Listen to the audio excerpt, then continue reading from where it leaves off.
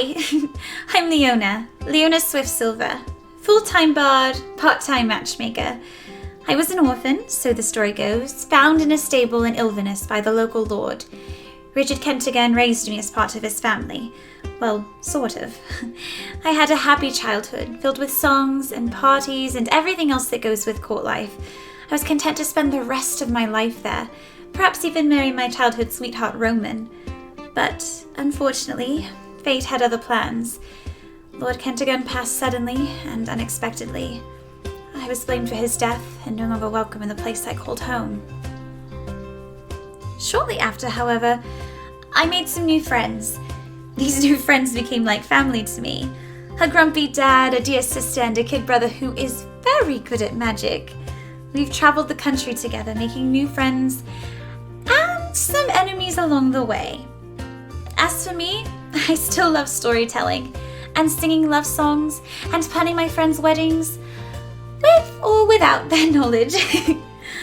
I'm a firm believer in happily ever afters, and I believe there's one waiting for each and every person I meet. Under the guiding light of Sarenrae, I hope to keep my friends safe from whatever may come our way. Personally, all I want out of life is to love and be loved in return, and maybe, one day, find a happily ever after of my own.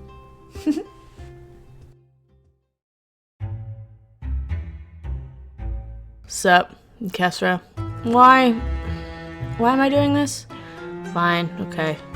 I'm Kesra Stormbreaker. You wanna know about me? Here we go. I'm from a shitty little town in the middle of nowhere. I left as soon as possible for a bigger town, and then left that as soon as possible. I had every intention of joining the Imperial Army and having an illustrious military career, yada yada yada, blah blah blah. Instead, I joined a mercenary group, and I did that for about, 10 years? Went a lot of places, saw a lot of things, broke a lot of faces, and then I made the biggest mistake of my life. We don't have to go there. Instead, we'll talk about the second biggest mistake of my life, joining these idiots. I keep them safe, most of the time, or at least I try. They drive me crazy all the time. It's great. I don't really have a choice either. Paylor said I had to, or the world was gonna end. I'm that peachy. I like beer, gold, and minding my own damn business. My special talents include blending in and otherwise being completely average. On purpose, usually. What else? I have a horse that talks to me in my brain. Yeah, apparently I'm a paladin or something. It's complicated. Am I done now? No? What else do you want me to say? Okay, fine. Look, I'm not that complicated. As long as I can keep these assholes alive, everything's fine. Hello, I'm Maldi Dubois. It's a pleasure to meet you. Where to start? Well, I was raised by a kind woman in a traveling circus, where I learned all kinds of tricks, like how to read fortunes and gamble without losing. I eventually ended up in Wolfcrest, working with the Thieves Guild, until a question of morality had me fleeing the city with an orphaned goblin girl by my side. Unfortunately, she didn't make it. I traveled alone for a short while until I met Deirdre, and realized we'd be better off together. We met Leona in Ilviness after she ran into some trouble with her family, and I made a wager against Kesra for her to take us to Azmoran for a wedding. Did I mention I'm not one to lose a bet? While in Azmoran, I was kidnapped by members of the Cult of the Dragon Queen, where I struggled between wanting to get rid of the wild, unpredictable powers that had brought me nothing but pain, and possibly learning to control them. But before I could delve deeper into the promise of mastering my curse, my friends found me and intervened on my behalf. It was almost the end of us all, and I left the cult with a sour taste in my mouth. It wasn't long after that I met a mysterious man named Zafaliar, who claimed to know about my birth mother. I also learned that he is an ancient black dragon and a consort of Tiamat herself. Not to mention, my father. Unsure if I can trust him, I take what he says with caution. He did save my life when I needed it most, but he is still an ancient black dragon. I'm continuing my quest to learn to control and harness my powers, if I can learn to accept them first.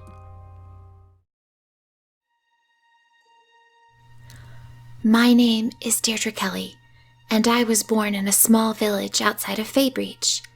My parents warned me to stay out of the forest, but even back then I was never very good at listening.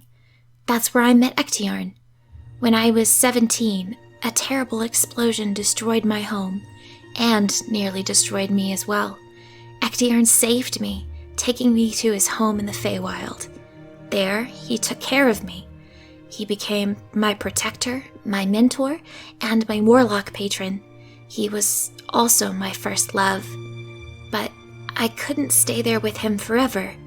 After 10 wonderful years, though only 2 had passed on the material plane, I was forced to flee the home I had come to know and love. I was lost, and I didn't know where to go. I found myself alone on a ship, and that's where I met Maudie. We traveled together for 2 weeks before coming across Leona and Kesra, and the rest is history. Or so I thought. It's never that simple, is it? I didn't quite realize that my patron had made a deal with the Queen of the Fae, staking his immortality on me and my choices. Choices that, I soon realized, had consequences.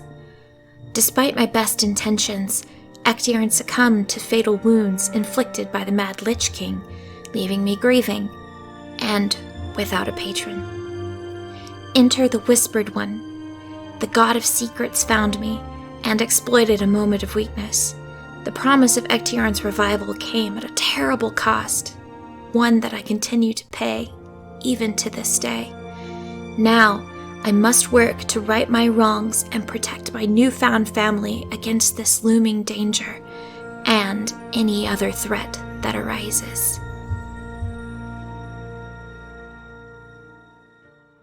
I'm Camille, and I'm the Dungeon Master. What you need to know is that we are playing 5th edition Dungeons & Dragons in a world of my own creation called Sanmaria. We're using the Dawn War Pantheon, with a few special additions. You might recognize some Pathfinder flair, from the Oracle class to the Goddess Sarenrae. And you can find homebrewed monsters, items, and even entire races in this campaign. You might see me play a 5th member of the group, a young paladin named Ray. He met the party at the royal wedding of the first Lord Theo of Azmorin, and traveled with them for quite some time before they discovered he's actually the crowned prince of the Empire, and on a quest to save his endangered family, as the Empire is in the middle of a civil war. Underlying players to this open rebellion are being slowly revealed throughout the game, and the characters are choosing to remain neutral. For now. But these unlikely heroes face a much bigger threat.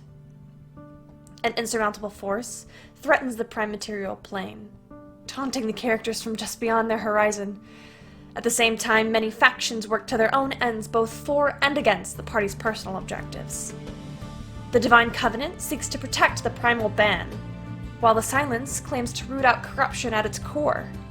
The Cult of the Dragon Queen aims to raise their goddess from the 9 hells, and the Assembly still remains a mystery. Even the gods on high mean to meddle in the lives of these fated 4, to some unknowable end. These adventurers navigate trials from handling political intrigue to maintaining the balance of the cosmos, not to mention fighting their own personal demons. In a world where nothing is black or white, good or evil, Leona, Kesra, Deirdre, and Maudie must find a way to mark their own paths and claim their own destinies. Welcome to Open for Adventure.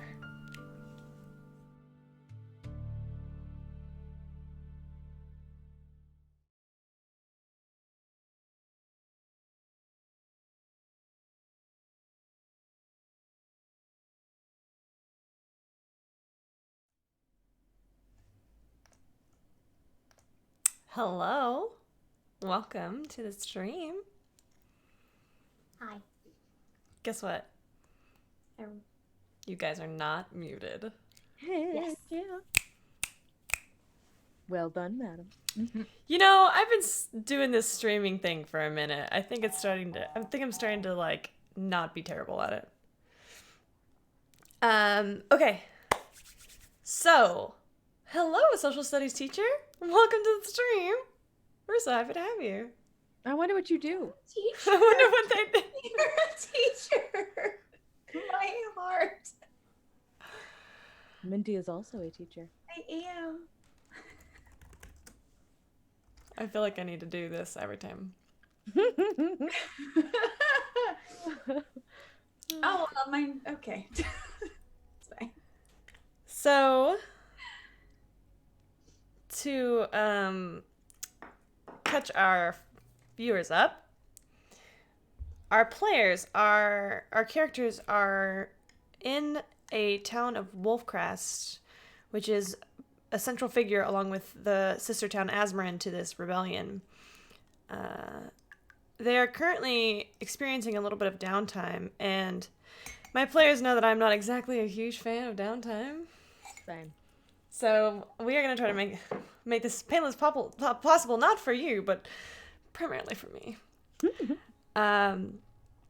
Deirdre, the Asmar, has actually left the party with a dashing stranger. I'm sorry, sorry, Nevin, with a stranger by the name of Sentinel.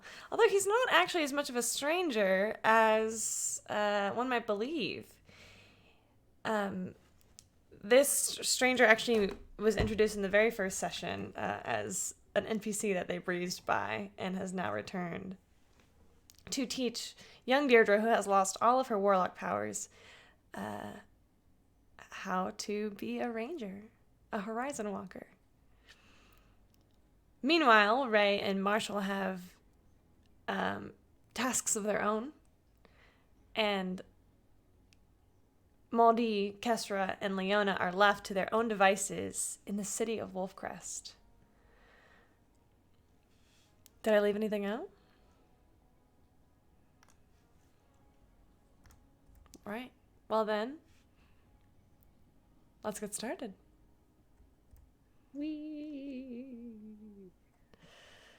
Let's start with Leona. Cool. Great. Tag, you're it. Cool. I'm it. What are you doing? So you know that Deirdre will be gone for quite a while. You're not exactly sure when she's going to come back. What are you going to do with your time?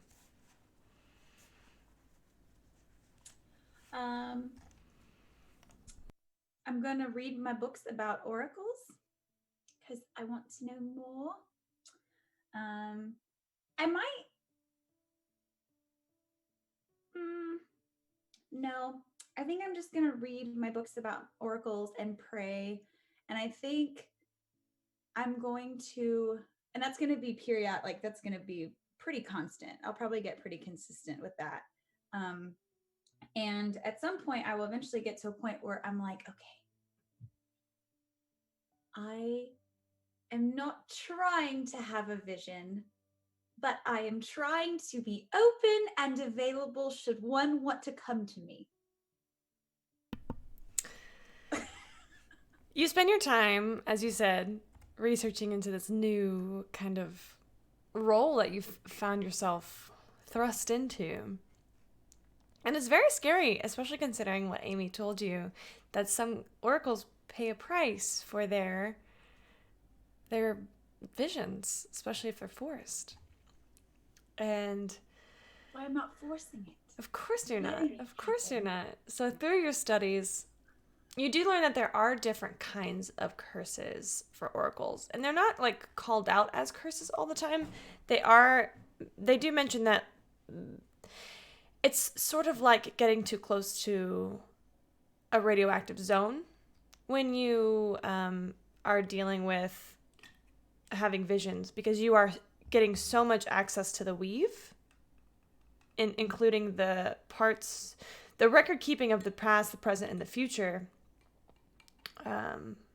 Within that weave, you become predisposed to having certain drawbacks. You do read that for some people, it's that they lose their visions, like their actual vision. Some people, they go insane. Some people, you read a story about one oracle who was cursed that no one, after someone met her, they immediately forgot about her as soon as they looked away. That's awesome. Yep. And so it is a little frightening to, especially considering the more you research, the more you realize there's not many of these people out there. What you come to the conclusion of is maybe one every few decades in all of the realms. So while reading this, you are kind of hit with this sense of awe, this sense of surrealism that you are wondering, like, why me? Out of everybody in the world, why Leona Swiftsilver? That's a great question. Do I know the answer? Do you? No.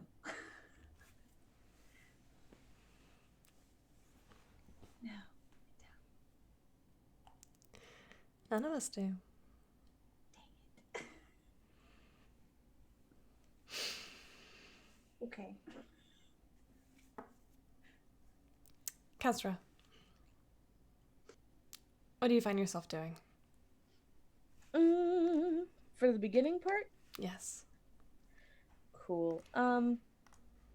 Initially probably still training with the guards. It's nice to be around people that I understand the lifestyle of.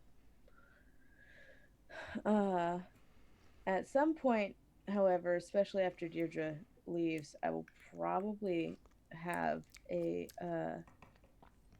another wonderfully meandering conversation with Red. Okay, where does this conversation take place?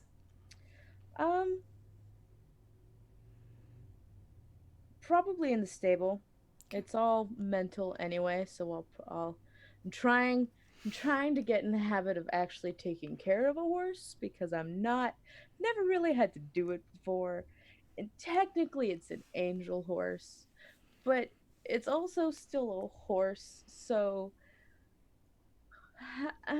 You're proficient in animal handling, correct? I am. Okay, just checking. Yeah. You find Red in her stable, in her stall. As you walk in, the very distinct smell of this barn kind of wafts over you, and it's very home-like. Feels very easy for you to kind of step into this place where manure is just doing its thing here. Yep. And you see other horses that are here. There's a roan mare as you pass a roan mare as you get towards Red. And when you arrive at Red's stall, she is chewing on some hay, and she turns around, blinks these big brown eyes at you, kind of presses her nuzzle up against your arm. Not somewhere between loving and playful. Somewhere it's like forceful enough so you know she's like doing it on purpose and it's not an accident. Okay. Right. Do you stand outside the stall or do you go in? I go in. Okay. Probably gonna just generally brush her off, tidy up the stall a little bit, itch any particular scratches that, instead of having to like find it now, I can just be like, where, a little up, a little left, okay. And I'll go in and start the whole mental conversation. What do you say? Conversation. You look bored to tears. Am I? Yeah. Just hanging out in a box all day long. Yeah? Yeah. Sorry. For I'd what? go fucking crazy if I was stuck in a box for any length of time. So, I haven't been here that long, trust me. okay. So, you know those questions you're not quite sure how to like specifically phrase without sounding like an idiot. No. Great, just me then. Um,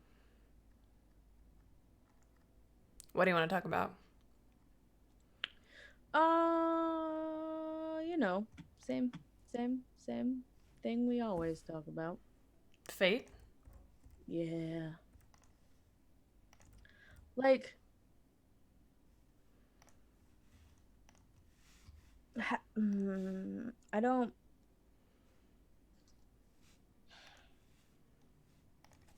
How do we know it's right? Define right. Not like right and wrong, but like correct. How do we know that whatever made the choice made like they just kind of like close their eyes and point that one's gonna do it, like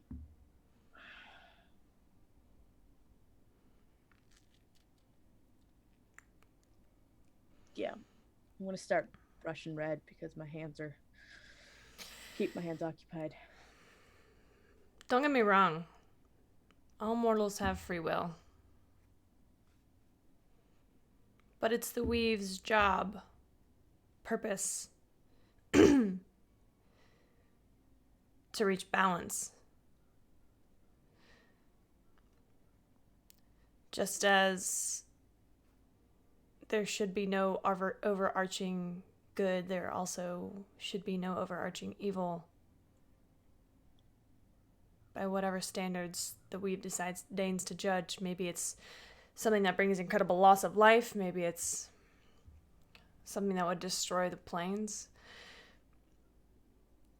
The weave doesn't have a stake in those things itself. It's gonna exist no matter what. But there has to be. The weave is always trying to reach homeostasis. You're super good at pep talks. What I'm trying to say is, when the weave sees great destruction on the horizon, when it senses the movements of mortals and immortals threatening that balance, it searches for whomever or whatever can correct that balance. I don't know how it chooses. I don't pretend to know, but I know that it does. And I know that so far, we have always come back to balance.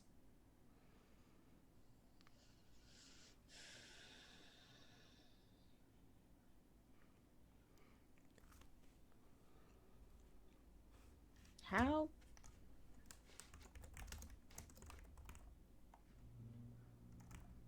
I'm gonna ask the stupidest question. How do I do it? Ugh. How do you do what? The thing. The It'll find you. Great. It's not ominous, is that? It's your job to be ready when it comes. Train harder. Be smarter. Be ready for it.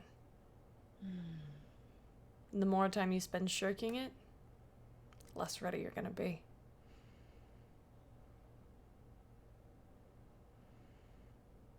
I hate that you make so much sense. Me too. Want an apple? Yeah. Cool.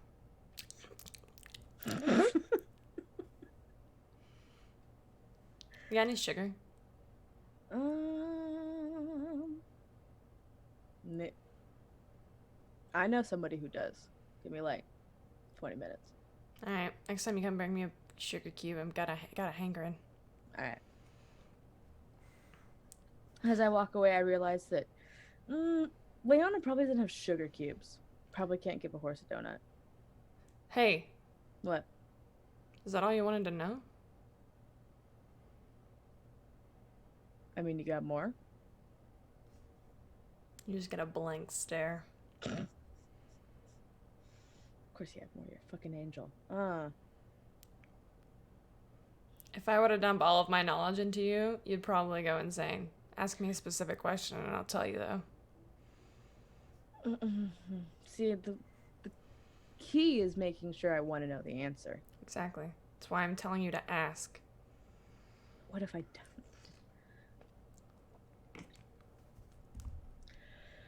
All right.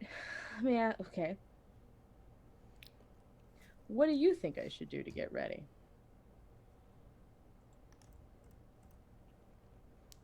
See the chestnut mare? She's chestnut, right? Bay. She's bay. This bay mare look you kind of up and down. You could probably be stronger. All right. Got a couple more push-ups. Maybe I'll have Chuckles sit on my back. He's like 20 pounds. What do you think you need to do? A whole lot of shit I don't want to do. So it goes.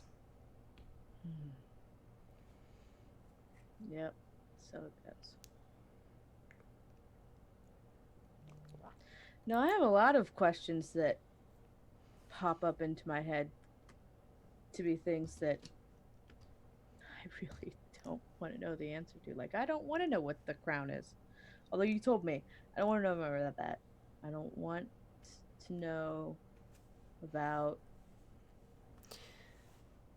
any of it. Do you think that'll protect you? Not knowing? Think that'll spare you? Think that'll make it any easier? I could have some hope, right? What do you think? You're not as dumb as you act. Sometimes I wish I was. Why?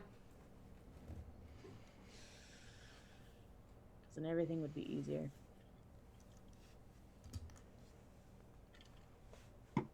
I don't think so.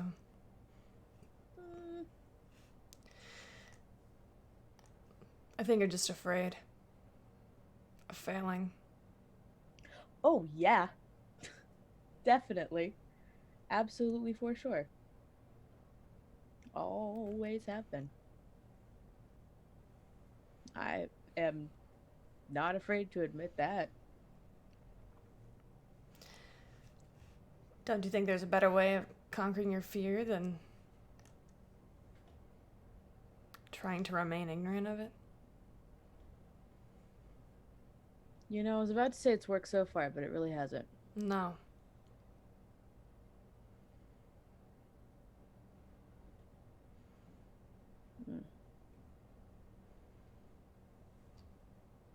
Hey, what's your real name? Can I pronounce it? You can certainly try. I mean, I'm going to keep calling you Red, but...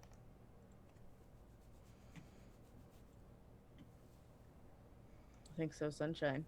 Everybody else. I don't do them yet. It's whatever. Make a persuasion check. Look. I'm a persuasive person. I rolled 17 plus 6.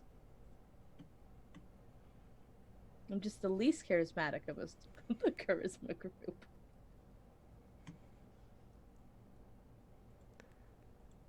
Let me just make sure I'm pronouncing this right.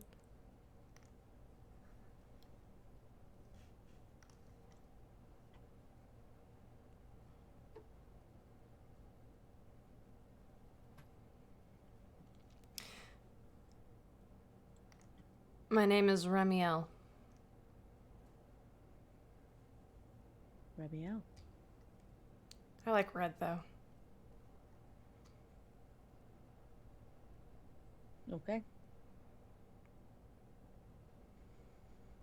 I'd give you my real name, but still don't know that shit, so doesn't even really matter. Oh, it does. I think it matters to you a lot.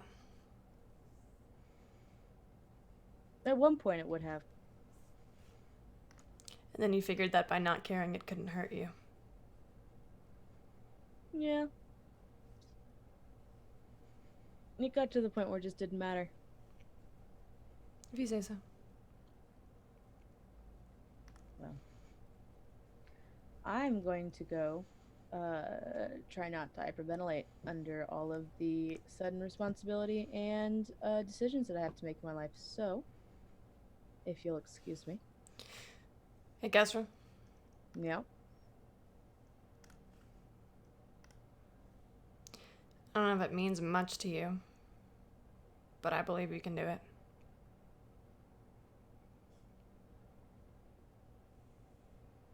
Someone has to.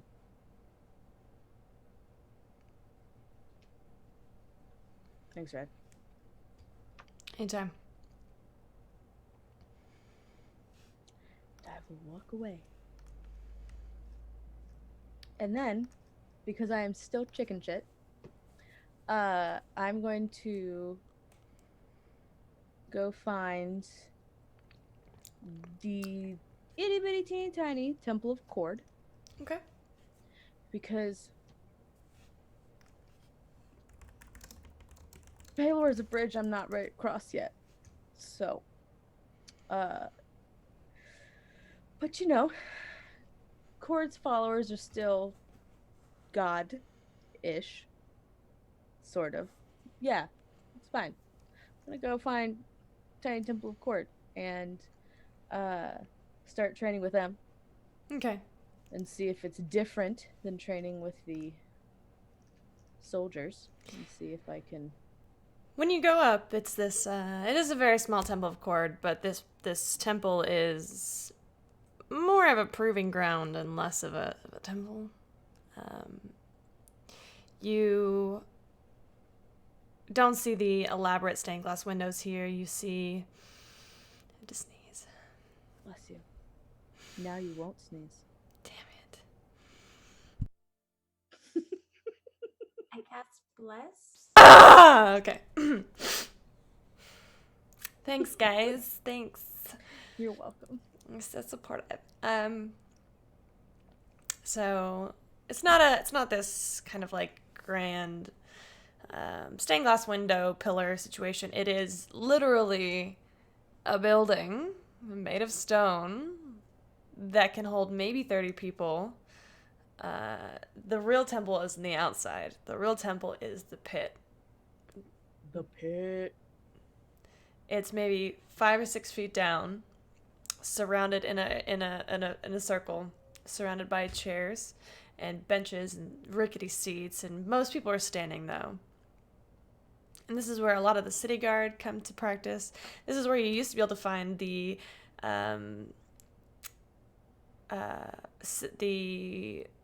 Queen's Guard, the Imperial soldiers who would occupy this, or who would stay in the city. There are none of those now, since the rebellion began. You do see that this is a place where even just like old farmers come to take a swing at each other and let off some steam, and a variety of different people. You see every race from gnomes to elves to a bunch of burly dwarves, even some scrappy humans like yourself. Let's make it just a general charisma check to see how well it goes when you approach. I mean, yeah. Yeah, right. That's a 16 plus 3. Okay. You're able to pull your shoulders back and kind of walk up because this is a place that you're familiar with. These are your kind of people. And it is quite easy for you to blend in here.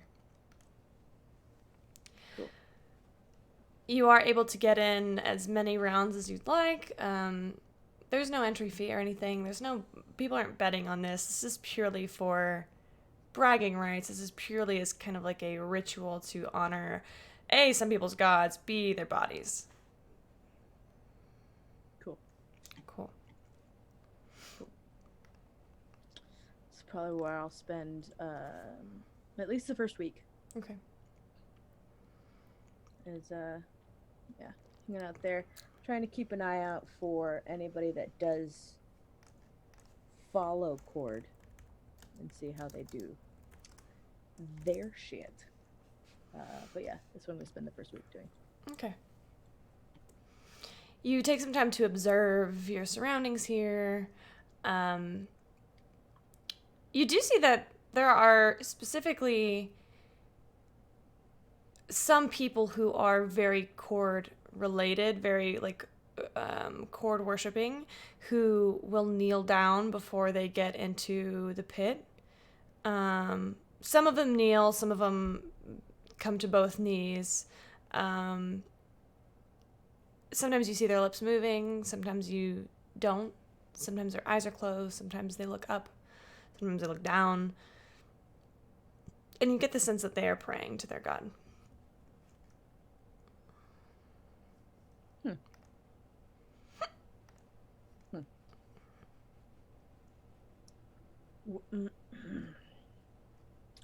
So, knowing full well that there are plenty of people I could literally ask about it, I don't. And one night I'm gonna go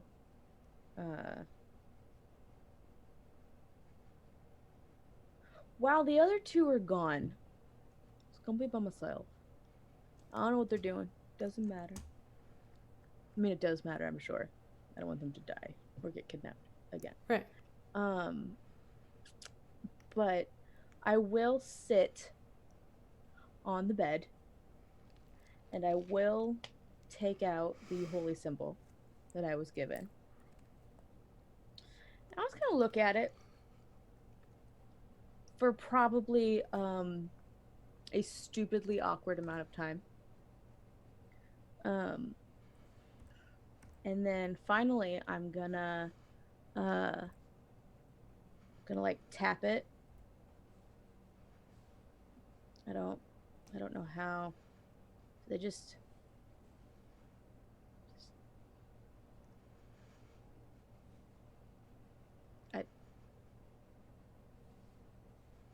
I mean, I've done plenty of like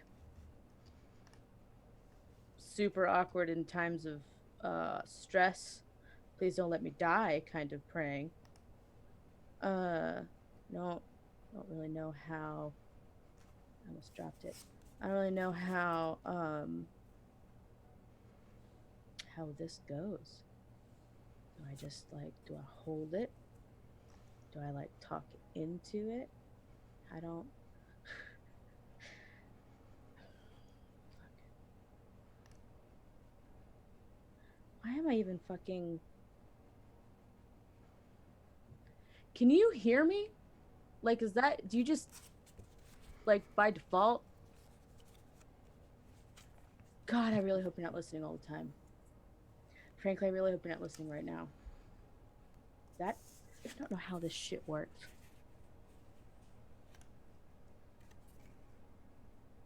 How does this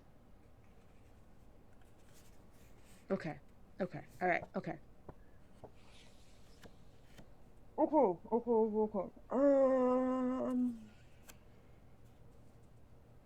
Paylor. What up?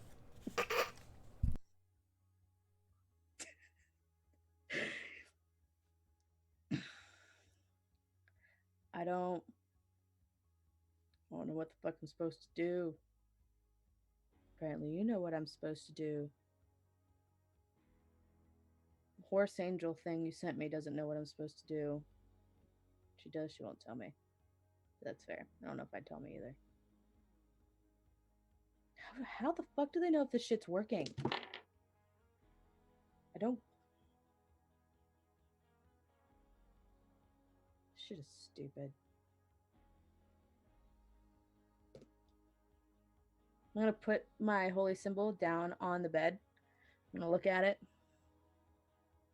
I'm gonna pick it back up and put it back down.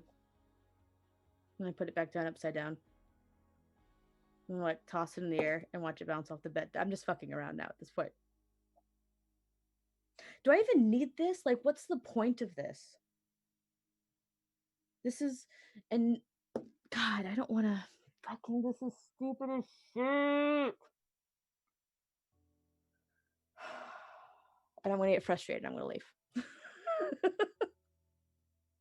I'm done. I'm gonna get frustrated. I'm gonna go. Okay. Yeah. I'm gonna put the holy symbol back in my pocket, so I'm not completely stupid. But I'm gonna get frustrated, and I'm gonna go drink some beer. Okay. And then probably 2 days later, after watching them continue to do whatever it is that they do, mumbling to themselves, not doing anything, closing their eyes, talking out loud.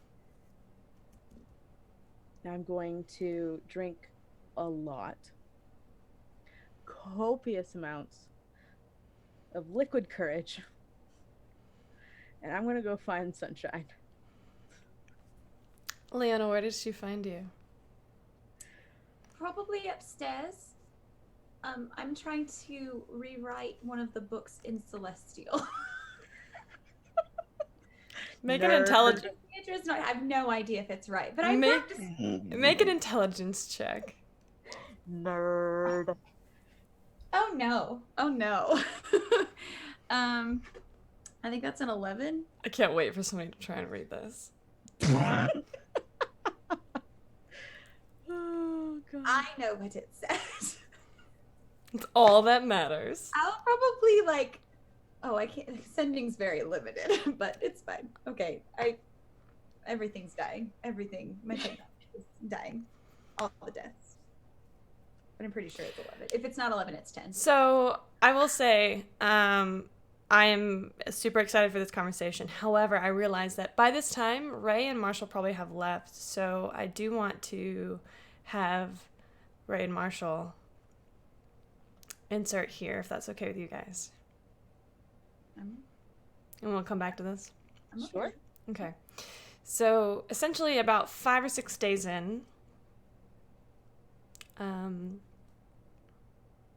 actually, we're going to start off because there needs to be a conversation that is going to be had the day that Deirdre leaves. Marshall, you are in your shared room with Ray, and Ray comes in and starts packing his bags.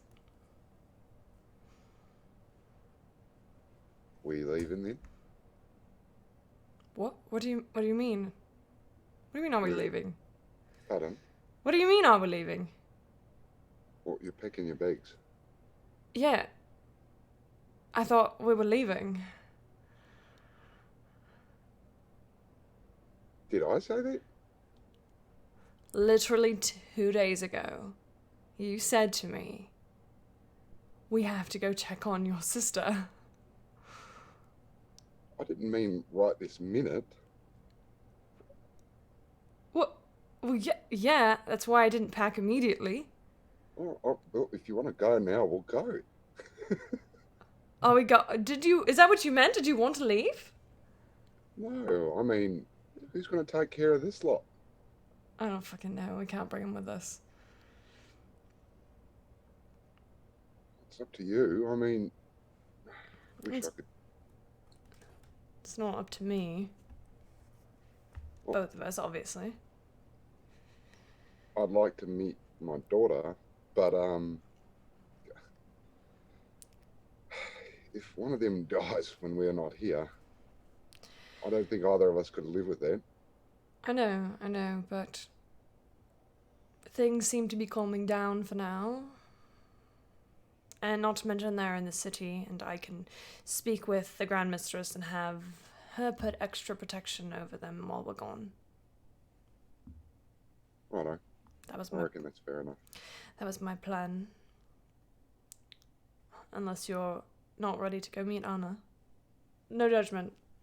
Oh, no. Oh, I'm very excited to meet her. Although I don't know how she's going to take to me. I don't know. It's surely going to be fascinating to see, though. I can guarantee you that. Let's be honest, you didn't like me very much in the beginning either. I didn't.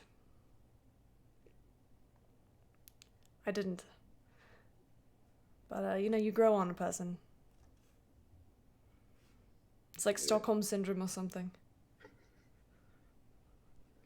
That got me.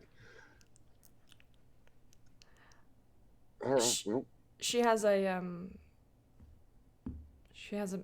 someone in her life that I think you should know about. oh yeah. At His- least one of you do. I'm wounded. Oh, you look so wounded. Yeah, go fuck yourself.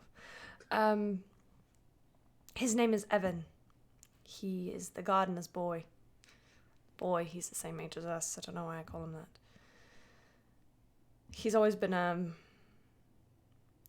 bit of a I think the colloquial word is goofball. I'll fit right in then. Yeah, he's not at all what I think our mother would have wanted for her. But I think that makes him perfect. Not to interject something that's too hurtful for you, but your mother liked me, so perhaps it runs in the family. Perhaps it does. Anna reminds me a lot of her from when we were younger. Not obviously recently, but they look identical. I'll let you know that ahead of time. It's alarming, really. Sometimes the older she gets, the more she looks like our mother, and the more beautiful she becomes. Inside and out. So, don't be a dick to Evan, is what I'm trying to say. He's important to her. And he saved her. For his sake, I will try to keep my dickishness at a low level. Then. I would take it as a personal favor. Don't Besides, you already owe me like 4 of those? do I? We'll have that conversation later. I figured if we head out now, we can make it to a spot that I know by nightfall. Yeah. Just I'm gonna go say goodbye. No. Do it proper this time.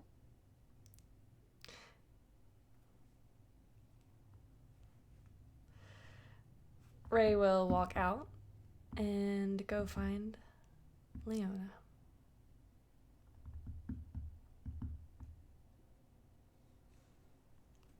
I don't know how early this is. This I'm is probably around the I guess a few days after Deirdre leaves. Okay. So I'm probably still reading. Not quite to the translating part. just reading downstairs at a table. You see Ray come downstairs looking for you. Hi, Ray. Does he have anything with him? Is it just him? He has his things with him and he kind of like sets them by the bar to like get ready to go and comes over to your table. Going back to see your sister then? Yeah. I think it's important that Marshall meet her. And I miss her. She probably misses you too. Probably not, but I mean, probably a little. on the inside, deep on the inside. You know, twins are funny like that. We can hate each other and also love each other at the same time.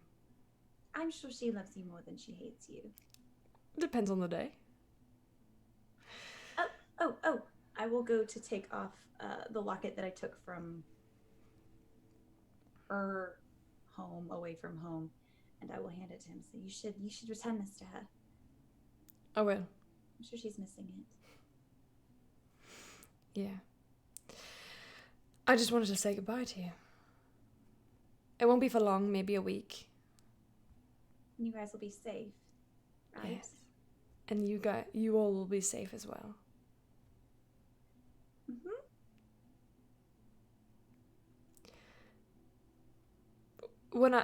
When I get back, I wanted to talk to you about something. It's not a conversation I really think I have time for right now. But That's not ominous at all. it Okay. I only ask because I want to sit down with you and I don't know, share a glass of wine or something. Do you like wine? I know. Okay, well then, in a few days, a week, A week? we'll come back. 8-9 days maximum. 9 days. I will give you an extra. In 10 days, we will have a glass of wine and we will talk Perfect. about this very secretive, ominous conversation.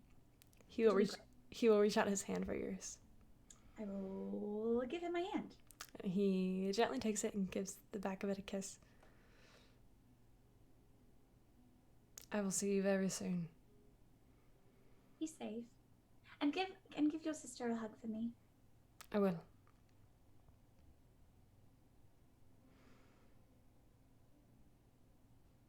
He takes a deep breath in. All right. Farewell, Leona. I'm gonna stand up and I'm gonna give him a hug. It takes him by surprise. You kind of feel him, not stiffen, but just kind of reflexively catch you as you come in, and you feel his arms wrap around you really tight. Feel his head. He's very tall, and he's much taller than you are. You feel his Over head. a foot taller than me. It looks like he's kidnapping you. You feel his head kind of like rest on yours for a second before he lets you go. Like a...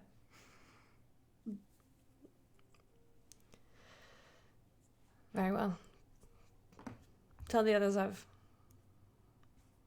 give them my regards. I've already said goodbye to Kesra and Maldi. Okay.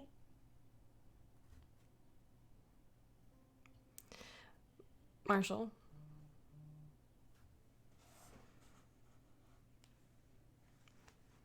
Is there anything that you want to do before you leave? No, I just come downstairs. Okay. And see Leona's there. Ray is waiting for you. I will tell Leona. Leona, stay safe here. Mm-hmm. You too. You're the one, like, going off on an adventure. I feel like you should be the one being safe. We're just in the city. I mean, I know that doesn't always mean anything for us, but I feel like you should be the ones being safe. I just feel terribly at the moment. Don't mind me.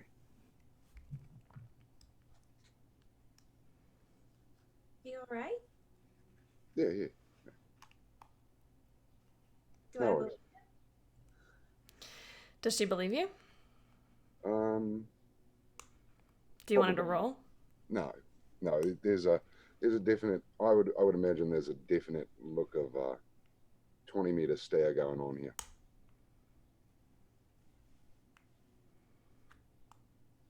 Can I tell what it is? It about leaving, or is it about what he's going to? Do I get any? I guess I probably wouldn't know that. You could always ask. Oh, I mean, girl.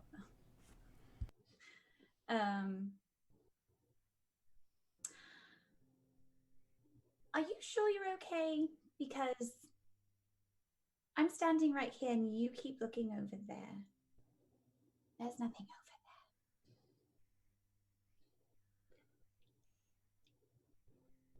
Yeah, yeah. No worries. I'll be fine. Marshall, Yeah, yeah.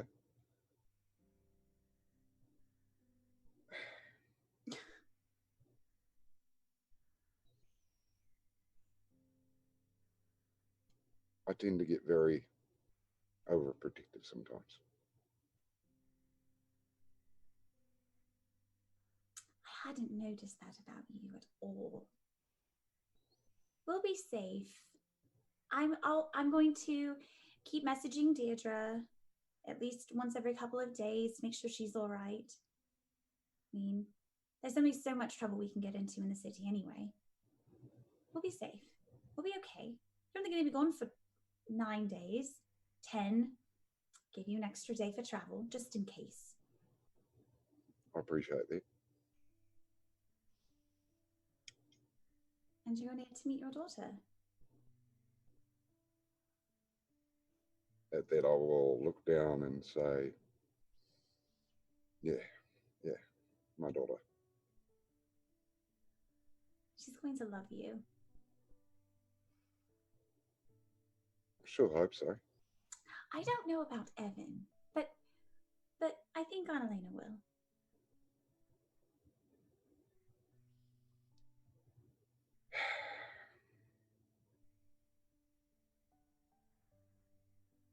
I'll look you square in the eye. Pardon. If you want to know the truth, I feel like I'm leaving a family to go meet another family.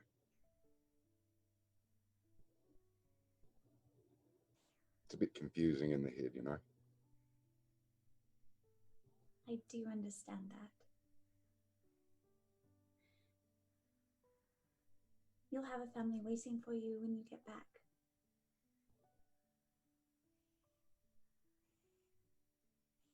Tyler, appreciate that.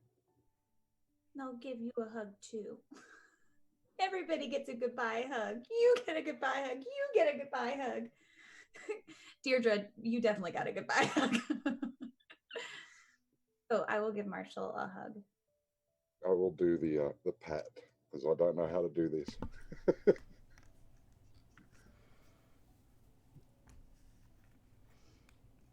Be safe. Keep each other safe. And we'll be here safe when you get back. Righto, will do. I'm not good with goodbyes, and then I'll walk out. Okay. Bye. Bye. Ray is already waiting out for you. Both of your horses are saddled and ready to go. You ready for this? Ready as I'll ever be. Go ahead and give me a survival check with advantage. Let's see how fast you get there.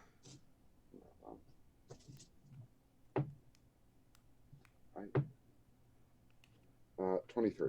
Okay. All right. We'll come back to you. Kessera and Leona. Now I'm translating into Celestial. Translating. Oh God. So you're okay. I gotta get out of the lovey-dovey feelings. There were so many lovey-dovey feelings. I gotta like purge it. Purge. Alright, so you're upstairs. Mhm. Writing. Mhm. Okay. So I'm probably in like a little quiet space. I feel like I have designated now a quiet space where I read and I pray. At this point, we're about a week in, right? give or take. 'Cause it's after. Roundabouts. Somewhere around there. Okay. Who counts? Numbers. Sorry, I'm trying to make this get into the awkward headspace so that this is as awkward as it should be. I'm going to kind of like poke my head in and then pull my head out, and you'll hear a very loud sigh from outside of the open door.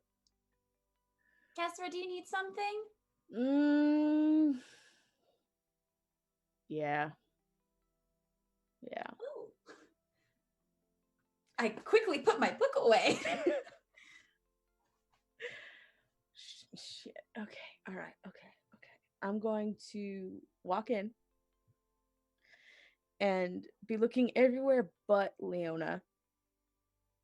So, Sunshine,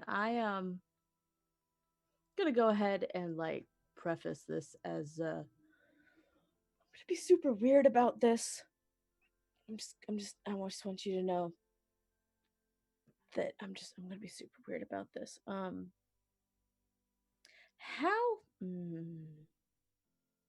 how do you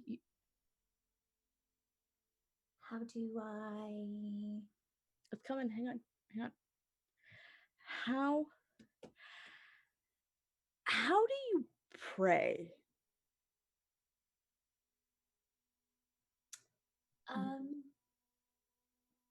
I mean, I, I just pray. Cool. Yep. Perfect answer. And I'm gonna start leaving. No, come back. Wait. Yeah. Okay. Yeah, that's Come not. here. Come sit with me. Oh, Come sit with me for a minute. I did this. I picked this. I did this. I did this. Did this. I'm gonna go and I'm going to sit and I'm going to be very stiff. I'm definitely still not going to be looking at you. Very stiff, very awkward. It's kind of palpable, palpable. It's waves You radiating. you can take a breath. I don't think so. I'll die. Oh, I think the opposite is true. But I mean, I don't know. When I pray, I just reach out.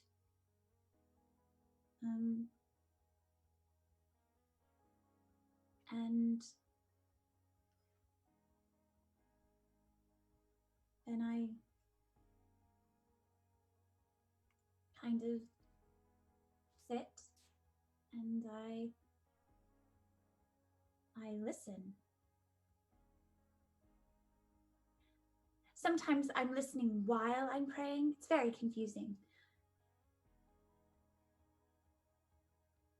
Did you pray?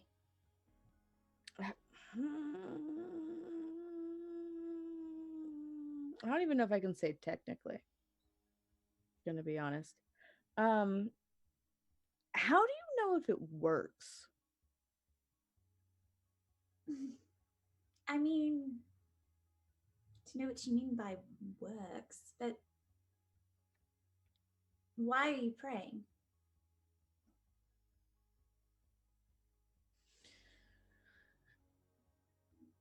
I mean, are you praying so that you're heard? Are you praying so that you can hear something? You can feel something? Are you just praying to pray?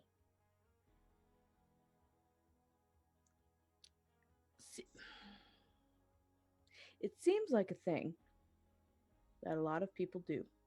Mm-hmm. Yes. And I kind of, a little bit of direction would be nice. Feeling kind of, Well, yeah. we could pray together. How about this? We can pray together, and I will do the talking and you can do the listening.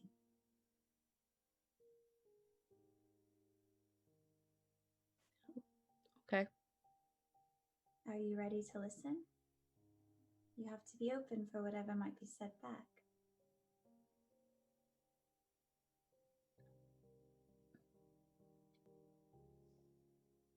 I don't really know, Sunshine. I don't really know.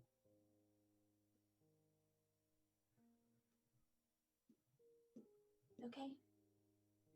Then I guess my question still stands. What do you hope to gain from praying?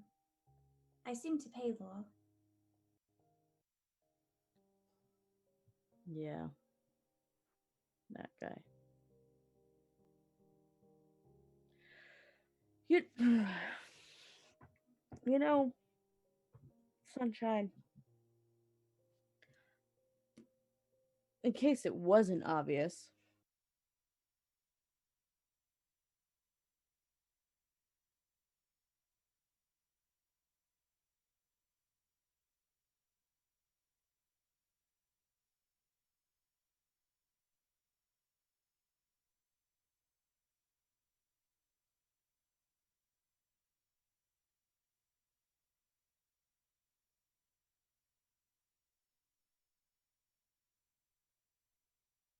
Guys, hold on.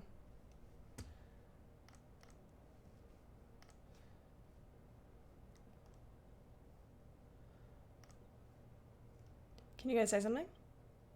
Yeah. hello. This is what happens when I mess with stuff midstream. Is that right? I'll just rewind a little bit. It'll be fine. Yeah, go ahead.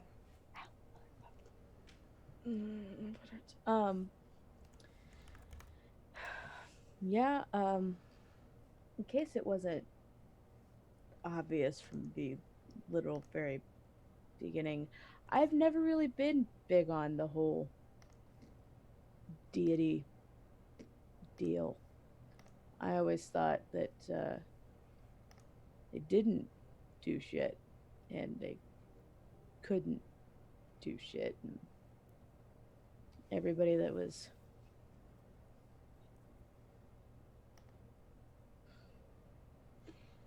yeah. Just because we aren't always aware or acknowledging the deities does not mean that they don't have their eyes on us. I think you probably know that better than most. Oh, I wish that I didn't. Why? It's an honor. That Paylor would choose you? It must mean something. Sunshine, it means that I fucked up. I'm not so sure. No, no, that's the one thing I'm pretty sure about. Well, even people that mess up can redeem themselves. Yeah, well.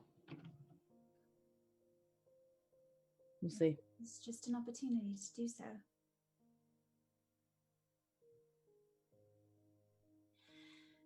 But let's try this, shall we? Might as well. Okay. I'm gonna reach for your hand. Hi, Paylor. It's Leona again. I'm here with my friend Kessra. You know Kessra. It's the same one we've been talking about. I think. Wait, what? Shh, you're listening. I think Kessra might feel a bit lost and unsure of what to do next. And I think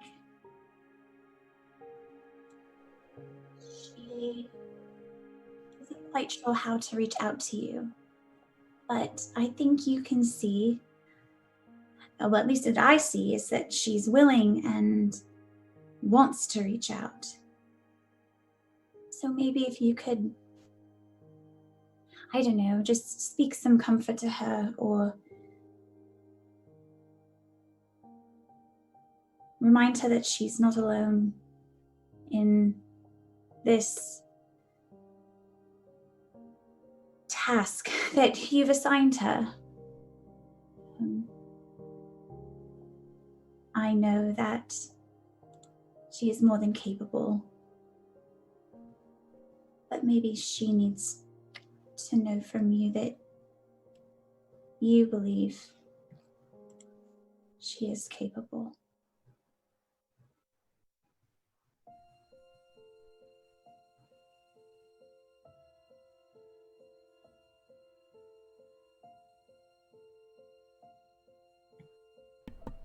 Kesra, make a wisdom check. Can she make it at advantage? No. So,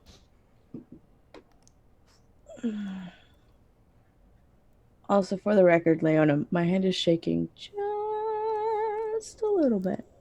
I'll squeeze your hand. Just a little bit. And I rolled just a wisdom check. Yes, ma'am.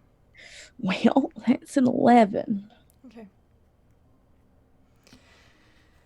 Having Leona here with you does make it feel a lot easier to feel at ease with what you're doing. Earlier, when you tried to pray on your own, you felt like an idiot. Yeah. But somehow Leona makes it look easy. Somehow she makes it look simple. And even though you don't feel maybe the way you expect to feel after someone's done praying, maybe you don't feel that connection to Pelor yet, but you do feel that connection to Leona. And you do know that maybe with a friend like her, maybe this isn't impossible for you after all.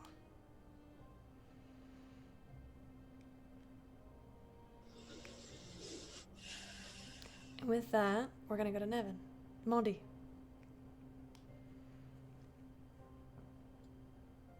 So before Ray and them would have left, I would have asked to grab a book out of Deirdre's bag since he was the one holding it. He's going to leave it with y'all. Okay. Well then, whoever has it, or if I would have offered to watch it, whatever, I would want to reach in and visualize the book on Tiamat I got a long time ago. Okay. I want to take a couple days to read through that on any information about Tiamat or Cephaliar, her consorts, or anything like that. Just try to get an understanding of what exactly. Okay. Yeah.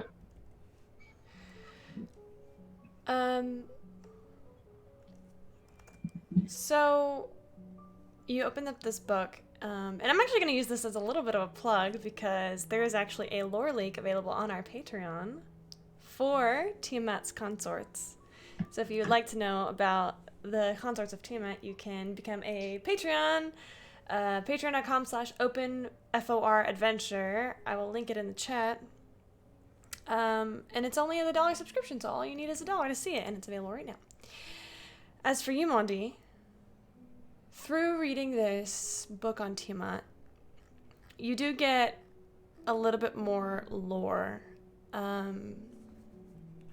You do kind of read the fact that she is the daughter of Io, who is one of the most powerful gods in all of existence, who was slain, cleaved in half during the Dawn War by a primordial, by a I don't remember who it is exactly off the top of my head. I should, but I don't. It does say who Io was slain by, and out of the two halves of Io, as he cut Io down the middle, two halves sprang about and is created Bahamut and Tiamat. Bahamut is considered the god of all metallic dragons, and Tiamat the god of all chromatic dragons. In this book, you do learn that when they die, because you learn that Tiamat fought in the Dawn War alongside of everybody else, fighting for the mortals, fighting for herself, and she is recognized as one of the major contributing gods. Her and her chromatic dragons. They help turn the tides. You also read that the legend goes is that she became greedy with the power, that she wanted dominion over the prime material plane for her part in the Dawn War, and was willing to fight to the death to do it. Bahamut and Pelor, along with some other unnamed gods, they banished her to Avernus, the first layer of the 9 hells. And when they did that, they also banished the souls of all chromatic dragons to join her there. Meaning that no matter what a chromatic dragon does in their life, their soul belongs to the 9 hells when they die.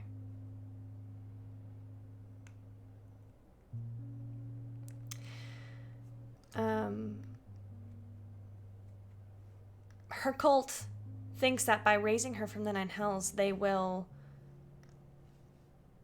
free not just her, but all chromatic dragons from their fate.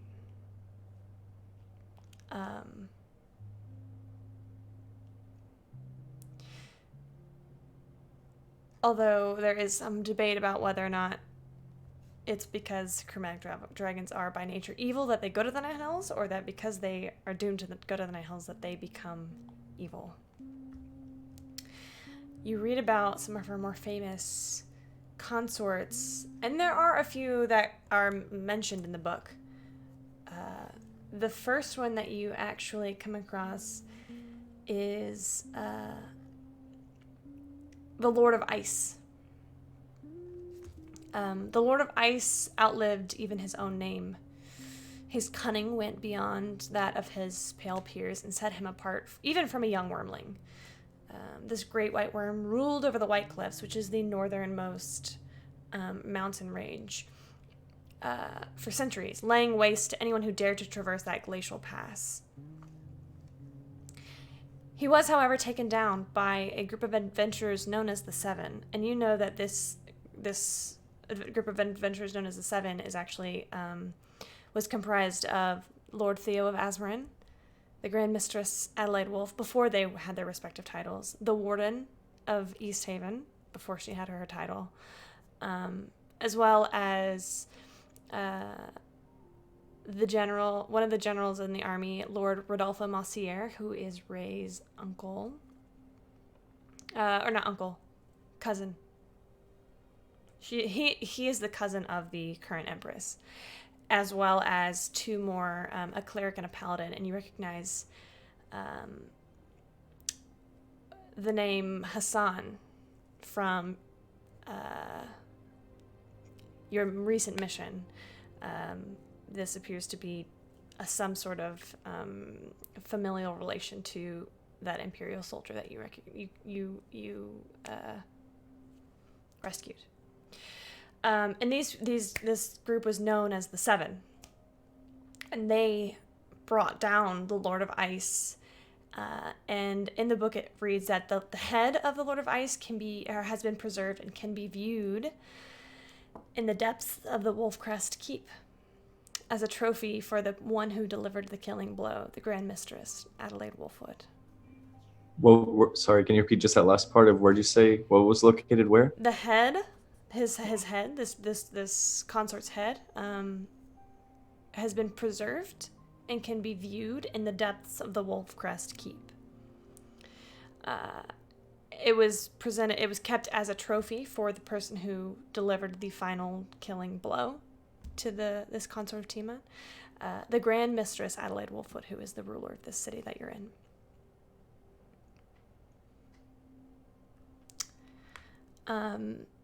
Zafaliar has I'm not going to say an honorable mention, but he is mentioned in this text. He is known as her black dragon consort. You see that she takes one of each flavor, if you will. And is considered, his kind of byline is that he is considered one of the oldest dragons in existence. That he is almost as old as the Dawn War. He's also known for being able to corrode an entire town to its foundation within moments.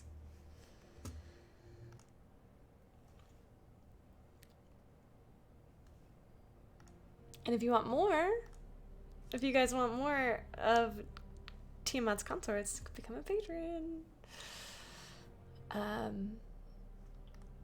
Let's see. I think that's good for what you find from that book. Okay, and after, trying to learn as much as I can from the book, I know this is a lot of fun, but I would like to try to find a library to search on the Rune Breaker.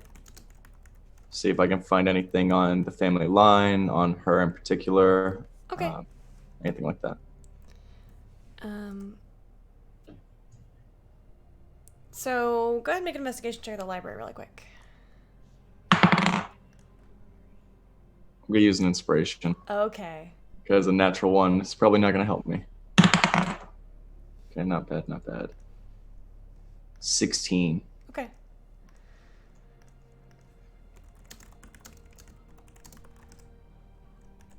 So you go to the Temple of Ayun, which is known for being a massive library. You walk in and you are just immediately blown away at the scale of this collection of knowledge. And as you walk in, the clerics, the acolytes of this temple are bustling about. You see some of them look like they're copying or translating books. Some of them look like they're trying to find books. There is a table at the front where you can go and approach and ask for specific information. Would you like to ask for specific information, or would you like to go try and find it yourself? I would like to try to find that myself before asking and giving away that information. With that 16, I would say that you do find, knowing that your mother was an Aasimar, and knowing her last name gives you a huge advantage on this, you are able to find a reference to the Runebreaker clan.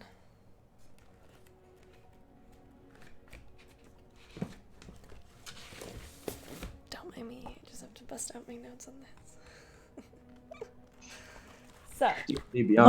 Lore.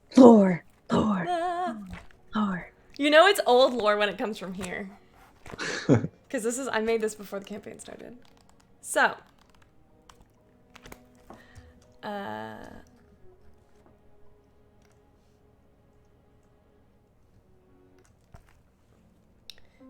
You find a reference to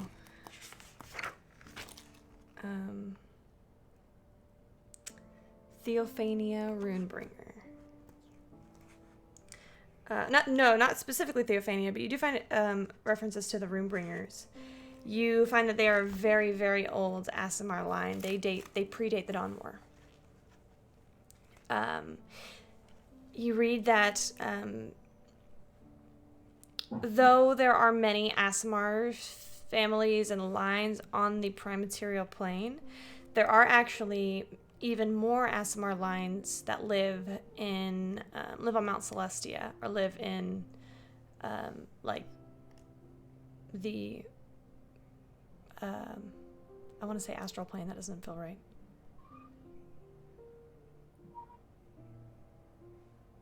Where is Mount Celestia, you guys? Not the I'm asking about lore. I don't know. Elysium? In the outer planes. Yeah, it's in the outer planes. Thank you. Thanks, Joe. No worries. That live on Mount Celestia, which is a home to a lot of good-aligned celestial creatures, like planetars, solars, etc. You read that the Runebringers came from, or one of the first Aasimar families, bloodlines, to come from that place, Mount Celestia, to the Prime Material Plane to kind of be with more of humanity as opposed to their celestial heritage. With that 16, I'd say you are able to trace that line. You find a book on kind of like a birth record. They are not tied to a particular deity, although you do see a lot of A lot of references to Coralon as well as they seem to not be kind of only exclusively with Fey deities or elven deities, but they seem to be referenced with them a lot. Perhaps they served the family or the gods for some period of time, or but they don't seem to be like all of Runebringers follow this one particular deity. Let's see. One last thing. You essentially find that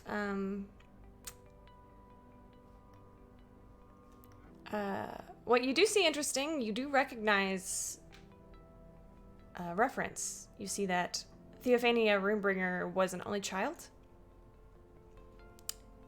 Her parents are listed as Tydreus Runebringer and Andarasana Skyseeker.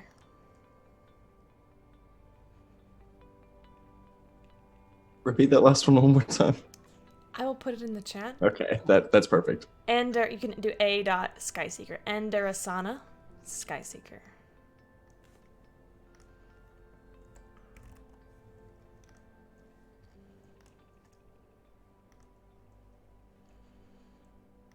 Cool. She has no. There are no more Runebringers after her.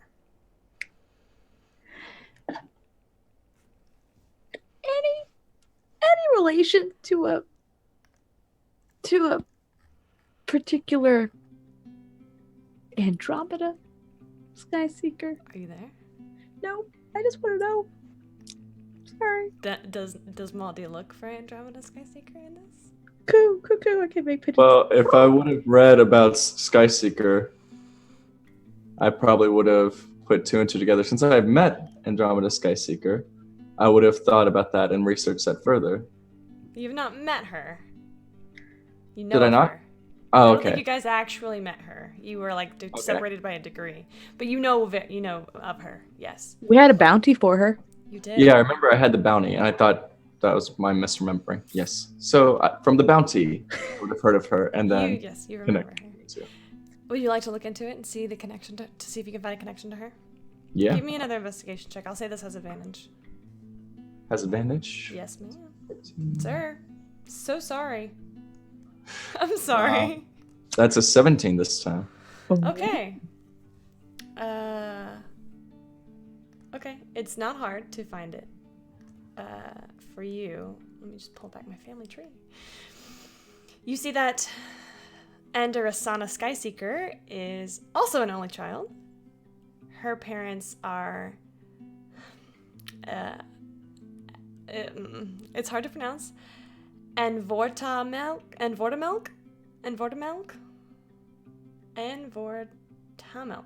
Guys, I wrote this and I don't even know how to say it. It's a very hard A name. And married to Zaya Wolf. Anvor, for short, has a brother. His name is also very long. We'll call him Andal. And Andal has two children. Andromeda Skyseeker and Andokir Skyseeker.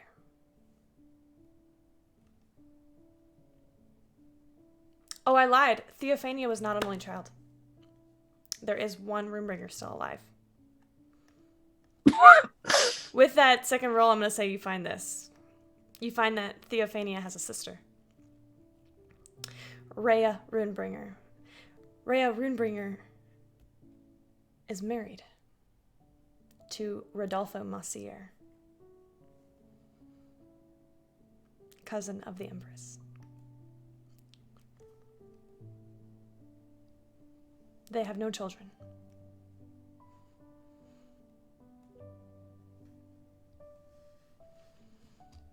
Would you guys like a screenshot of this? So bad. I need one so bad. I'm trying so hard to visualize all of this. Lore dump. Oh my god. I'm gonna post it in general chat for you guys. for everyone. Join us on our Discord. Link is below the video, so you can see all this cool stuff that the DM is dropping on us right now. Oh my god.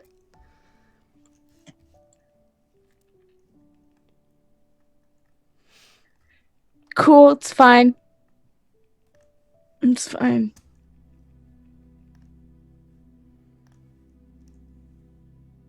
What the hell kind of names are those? Guys, they're celestial names, alright? They're celestial.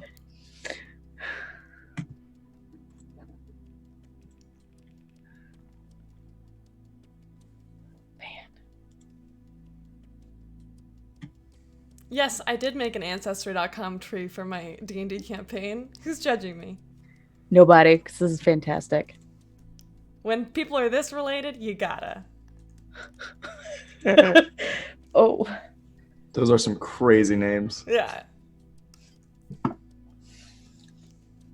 Okay, For so the I rec- would have spent the remainder of the 2 weeks trying to decipher those names, and Okay.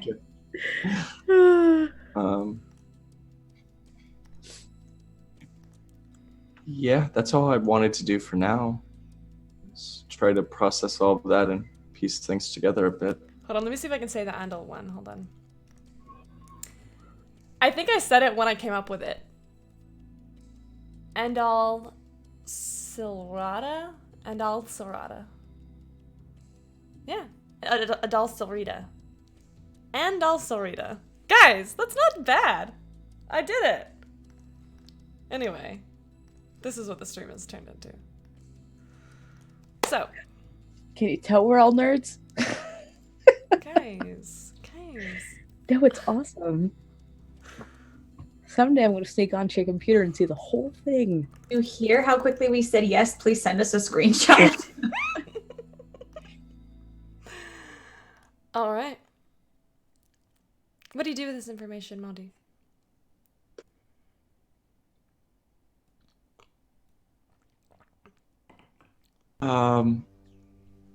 Process it still for now until we can take a quick break and I can figure out what's going on with all this. All right. Call. With that, mon frères, we are going to take a quick break. I'm going to do a shameless plug for our Patreon video, and I'm also going to replay our intro video for you guys. Should I do the intro video first? Do the Patreon one first, and Patreon. then the intro video. All right, you guys, we will be back in approximately 13 minutes. As soon as I find the Patreon video. Ha, there it is. Bye. Welcome to our Patreon. Here on Open for Adventure, we are making high quality Dungeons and Dragons content, folks. We have a great big world to share with you, and by becoming a patron, you can help us explore and expand upon this adventure. With your support, we can invest in more amazing artwork, better mics, fancy cameras, and overall stream quality. Not to mention, help us get some amazing new merch that we can use for giveaways. What do you get by becoming a patron? I'm so glad you asked. Let's take a look at the different levels and give you a sneak peek at what you can get at each tier. Did you know that the family of the First Lord Theo, the leader of the rebellion against the Empire, actually invented firearms nearly 25 years prior to the current campaign? The designs for this high-tech weapon are the Delaney family's best-kept secret. Also, they were originally invented by the late First Lady Victoria, Theo's mother. Access to lore leaks like this is what you can expect from the first tier, written in blog-style posts after each weekly session. Ever wondered what goes on off-camera? The next 3 tiers give you exactly that.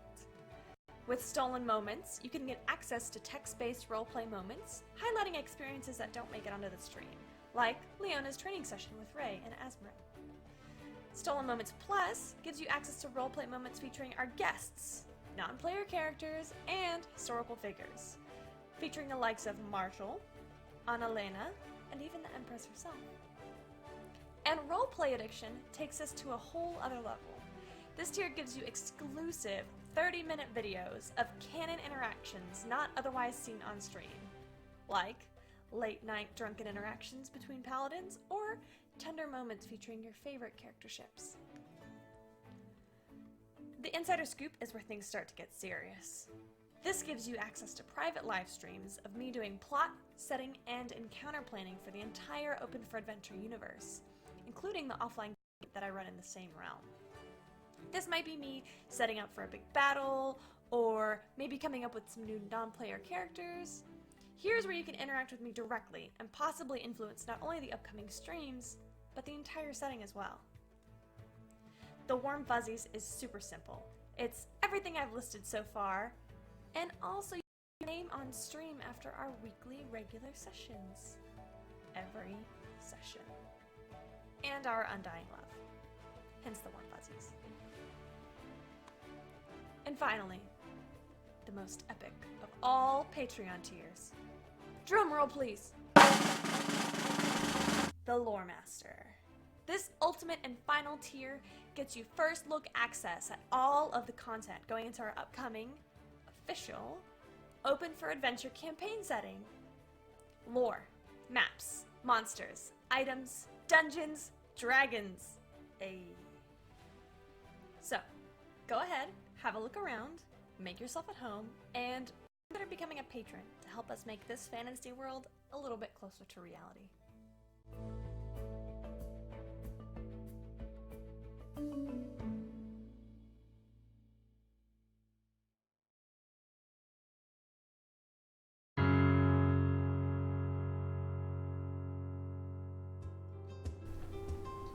Hi, I'm Leona Swift Silver, full-time bard, part-time matchmaker.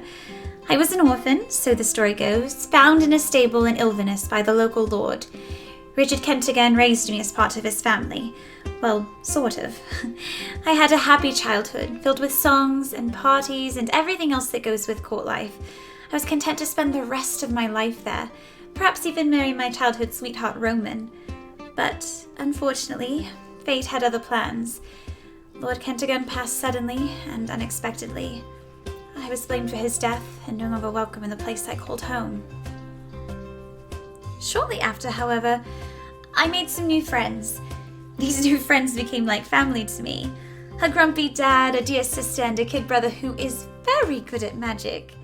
We've traveled the country together, making new friends and some enemies along the way. As for me, I still love storytelling and singing love songs and planning my friends' weddings, with or without their knowledge. I'm a firm believer in happily ever afters, and I believe there's one waiting for each and every person I meet. Under the guiding light of Sarenrae, I work to keep my friends safe from whatever may come our way. Personally, all I want out of life is to love and be loved in return, and maybe, one day, find a happily ever after of my own.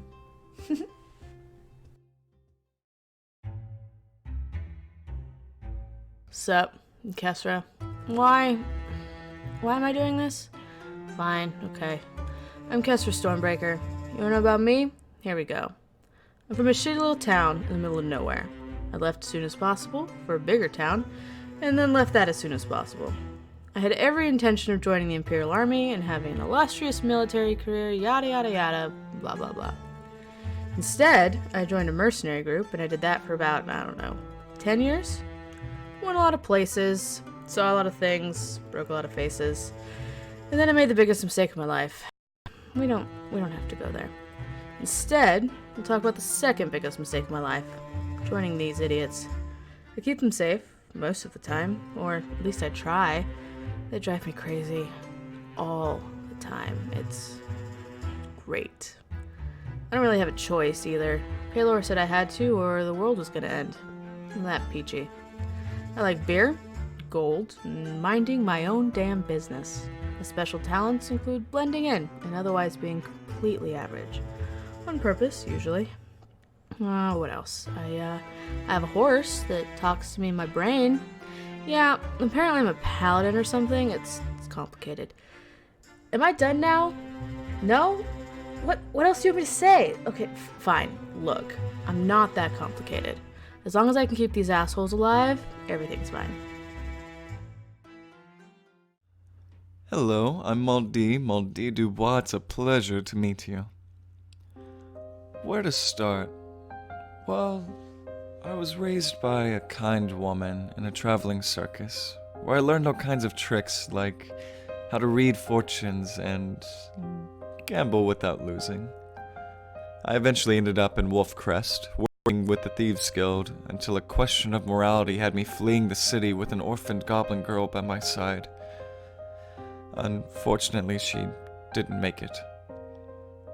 I traveled alone for a short while until I met Deirdre, and realized we'd be better off together. We met Leona in Inverness after she ran into some trouble with her family, and I made a wager against Kesra for her to take us to Asmrin for a wedding. Did I mention I'm not one to lose a bet? While in Asmrin, I was kidnapped by members of the Cult of the Dragon Queen, where I struggled between wanting to get rid of the wild, unpredictable powers that had brought me nothing but pain, and possibly learning to control them. But before I could delve deeper into the promise of mastering my curse, my friends found me and intervened on my behalf. It was almost the end of us all, and I left the cult with a sour taste in my mouth. It wasn't long after that I met a mysterious man named Zafaliar, who claimed to know about my birth mother. I also learned that he is an ancient black dragon and a consort of Tiamat herself. Not to mention, my father. Unsure if I can trust him, I take what he says with caution. He did save my life when I needed it most, but he is still an ancient black dragon. I'm continuing my quest to learn to control and harness my powers, if I can learn to accept them first.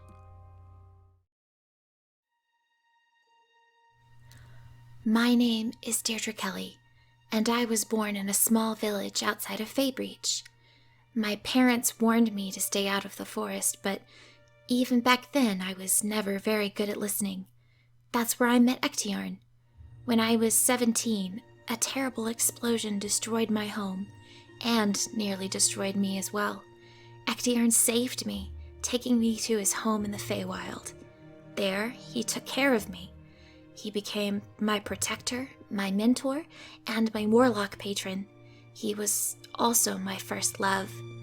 But I couldn't stay there with him forever. After 10 wonderful years, though only 2 had passed on the material plane, I was forced to flee the home I had come to know and love. I was lost, and I didn't know where to go. I found myself alone on a ship, and that's where I met Maudie. We traveled together for 2 weeks before coming across Leona and Kesra, and the rest is history. Or so I thought. It's never that simple, is it? I didn't quite realize that my patron had made a deal with the Queen of the Fae, staking his immortality on me and my choices. Choices that, I soon realized, had consequences. Despite my best intentions, Ectiarn succumbed to fatal wounds inflicted by the Mad Lich King, leaving me grieving, and without a patron. Enter the Whispered One. The God of Secrets found me, and exploited a moment of weakness. The promise of Ectiarn's revival came at a terrible cost, one that I continue to pay, even to this day. Now, I must work to right my wrongs and protect my newfound family against this looming danger, and any other threat that arises. I'm Camille, and I'm the Dungeon Master. What you need to know is that we are playing 5th edition Dungeons & Dragons in a world of my own creation called Sanmaria. We're using the Dawn War Pantheon, with a few special additions. You might recognize some Pathfinder flair, from the Oracle class to the Goddess Sarenrae. And you can find homebrewed monsters, items, and even entire races in this campaign. You might see me play a 5th member of the group, a young paladin named Ray. He met the party at the royal wedding of the first Lord Theo of Asmrin, and traveled with them for quite some time before they discovered he's actually the crowned prince of the Empire, and on a quest to save his endangered family, as the Empire is in the middle of a civil war. Underlying players to this open rebellion are being slowly revealed throughout the game, and the characters are choosing to remain neutral. For now. But these unlikely heroes face a much bigger threat. An insurmountable force threatens the prime material plane, taunting the characters from just beyond their horizon. At the same time, many factions work to their own ends, both for and against the party's personal objectives. The Divine Covenant seeks to protect the Prime, while the Silence claims to root out corruption at its core. The Cult of the Dragon Queen aims to raise their goddess from the Nine Hells, and the Assembly still remains a mystery. Even the gods on high mean to meddle in the lives of these fated four, to some unknowable end. These adventurers navigate trials from handling political intrigue to maintaining the balance of the cosmos, not to mention fighting their own personal demons. In a world where nothing is black or white, good or evil, Leona, Kesra, Deirdre, and Mondi must find a way to mark their own paths and claim their own destinies. Welcome to Open for Adventure.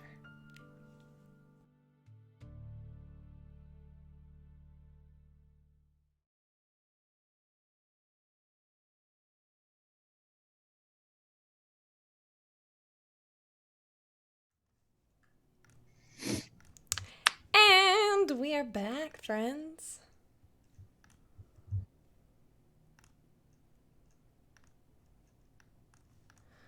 Welcome to the stream.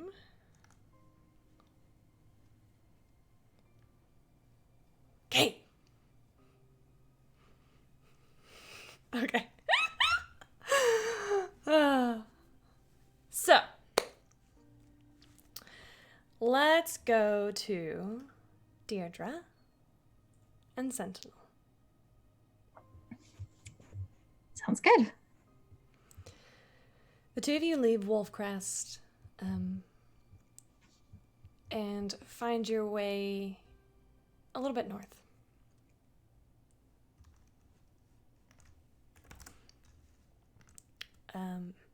It's bitter cold. It's the middle of winter. You have that brief conversation.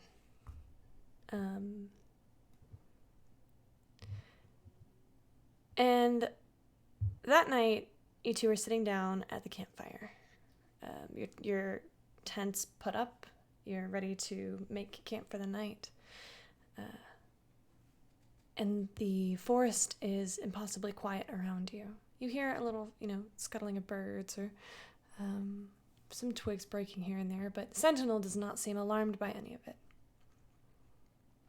Then I'm not alarmed by it either. He's quiet. He's much more quiet than you're used to, even quieter than Mondi. Don't frown at me. Mondi's quiet. Is he as quiet as Kesra? Yes. Quieter. Damn.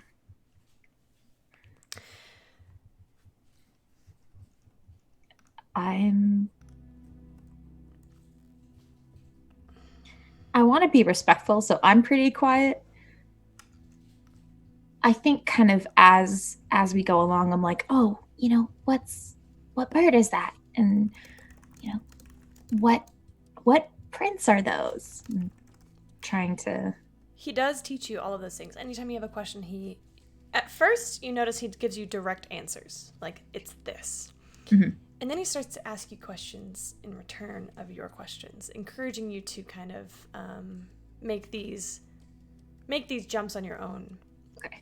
And it's very, you notice that even though he has he does not have great, as much as he was awkward in the tavern, he is so at home here, and you were surprised at his ability to convey this to you.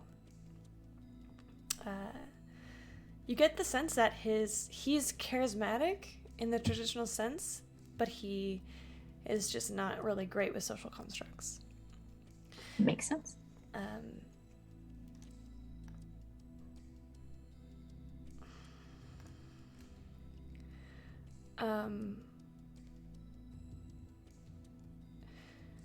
So the first day is mostly about you two traveling together. Mm-hmm.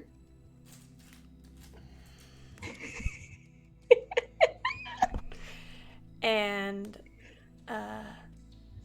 he points out tracks, and oh,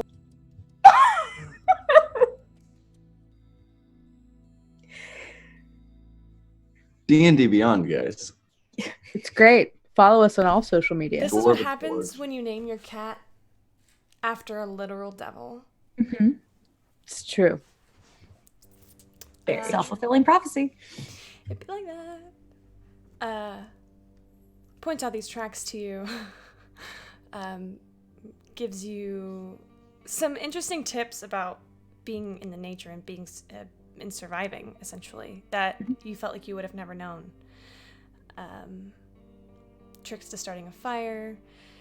You notice he shows you the manual way to do everything, and there's no magic involved at all. It's purely just Mechanics. yes.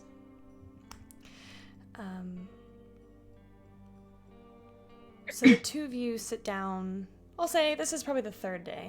You two sit down. And by this time, your body is sore. I've never When walked this much. It's not only just the walking.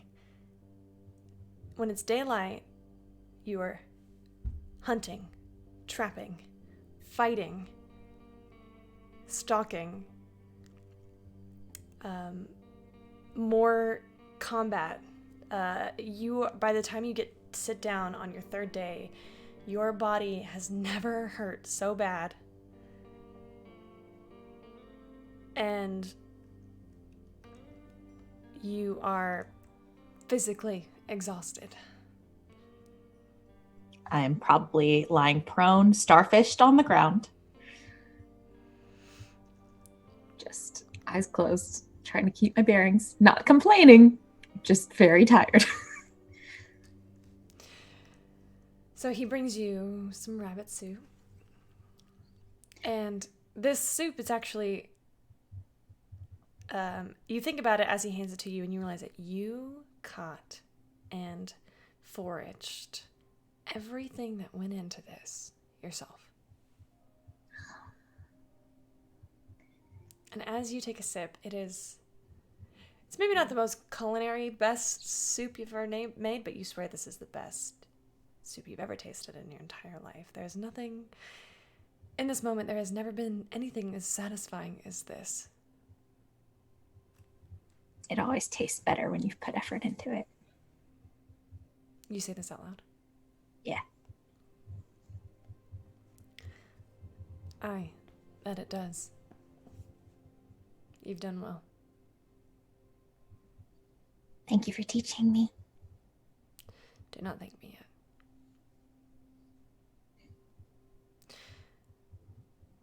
I do have one question. Certainly. How do I stop hurting? Everything's throbbing. Time. Okay. Rest. Perhaps we will not wake up with the dawn tomorrow. Perhaps we will sleep a little bit longer. Oh, I didn't mean for that to be a complaint. Just I know. an acknowledgement. I have been there.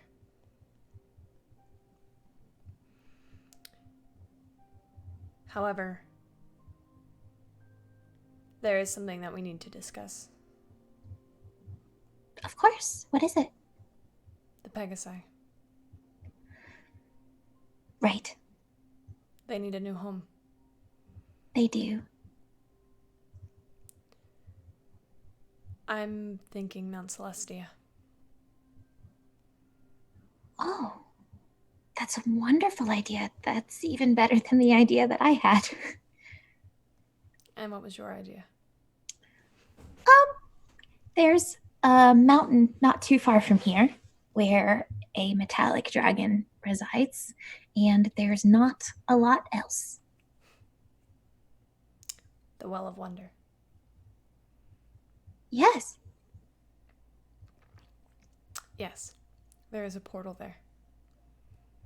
Oh, To the air, plane of air. that makes a lot of sense. But I think Mount Celestia will be better. More than likely. I think, personally, that If a Pegasi chooses to come to the Primaterial Plane, they are more than welcome here, but they do not need to be trapped. I agree. Laracine mentioned that there were maybe 50 or 100 Pegasi that have been ejected into the Primaterial Plane. I have personally knowledge that a group of 12 or so are in the Wildwoods, Okay. just north of Grassgrave. Okay. Do I remember where Grassgrave is? It's... You guys are up here. It is down here. Cool. I have a way that I can get us there faster. But after I do it, I will not be very useful the next day. Oh, I mean, I can take care of things for a couple days. I'd be happy to. Perfect. I will be somewhat useful, but it takes my highest level of spells to get us there. Sure. Now, the Wildwoods are named aptly. They are dangerous. We've Yes, been through them you've been before. around them. We've been around them. Okay. You skirted north of them. You did not go in. Okay. I don't Yeah. think you would know much about the Wildwoods from where you're from, since you're on the opposite side of the country. You would know that they are dangerous, but you wouldn't know exactly why. Okay. We avoided them the last time we came near. I just know it's a place to not be. That it is. Except for people like us. Now, I will let you rest. And in the morning, we will track down one Pegasi that is up here. Besides Laracine, or including? Besides. I don't think she much wants to see me anyway.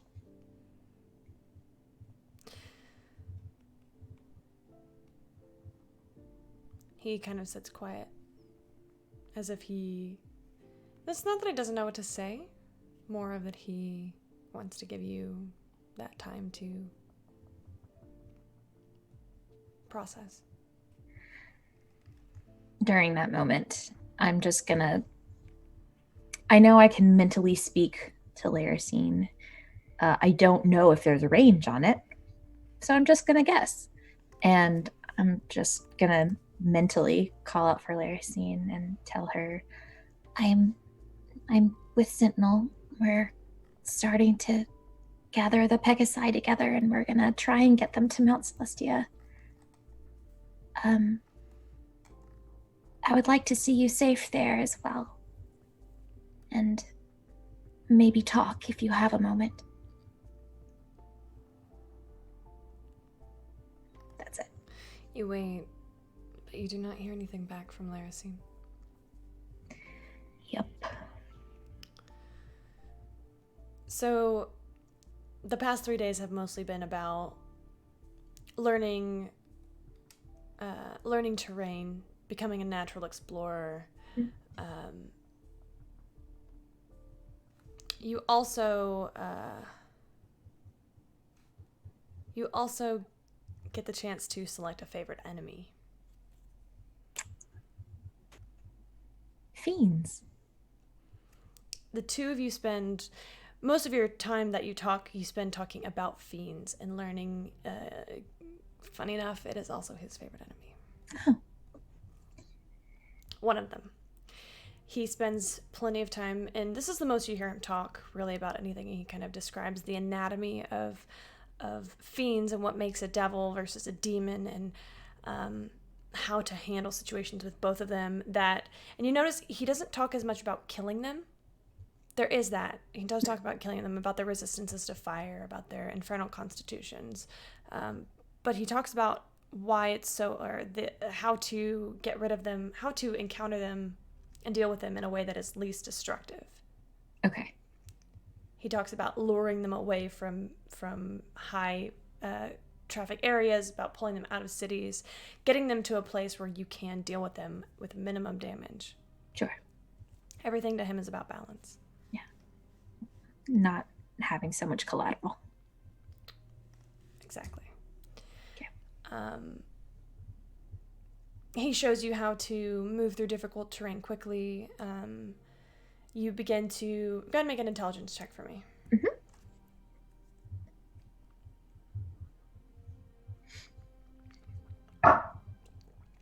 15 plus 3 is 18. Okay. He teaches you pretty easily how to not become lost except for by magical means, and you two do a lot of training on even if you're engaged in another activity, remaining alert to danger. You also he teaches you a lot of things about foraging, which is even though you are in this Arctic area, there is so much forest here that it's not, you're surprised at how much you're able to find. And he explains to you that creatures everywhere have to eat, right, and that nature provides. Nature always provides, and therefore it is his duty and your duty to provide for nature. Got it. You two also work with your bow a lot. You notice he uses a bow and arrow as well as 2 short swords, but encourages you to keep your distance when fighting. You see him take down there are some aberrations that are in the north, this Arctic area. You watch him take down a couple of owlbears. Sorry, Mindy. You also see him speaking with animals and communicating with the world around him in a way that is unlike anything you've seen before. It actually almost reminds you of how Ektiarn used to be able to communicate in the Feywild. He in his dominion. It does make you think of that a little. Yeah. And it feels a little bit like home. This feels right. Yeah. This feels like I'm doing the right thing. The third day. Actually, so the next morning after your story, you wake up. This would be the 4th day. Okay. You find yourself alone.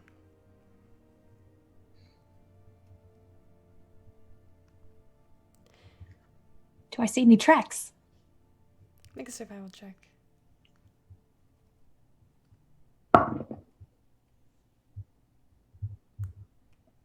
I got +0 to survival. 12.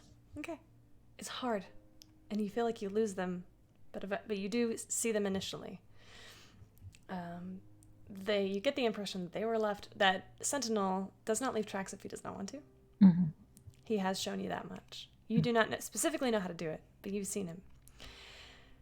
You find yourself, the tracks disappear into a clearing. This clearing is just a blanket of snow, open sky above you, and in the back of your mind you hear a voice in Sentinel. It says, sit, meditate, reach out to the world around you. Through nature, you can access the weave. Through no bargain, through no deal, through simply the willingness to give and receive. Okay. And I sit where his footprints disappear, and I close my eyes. Make a wisdom check for me.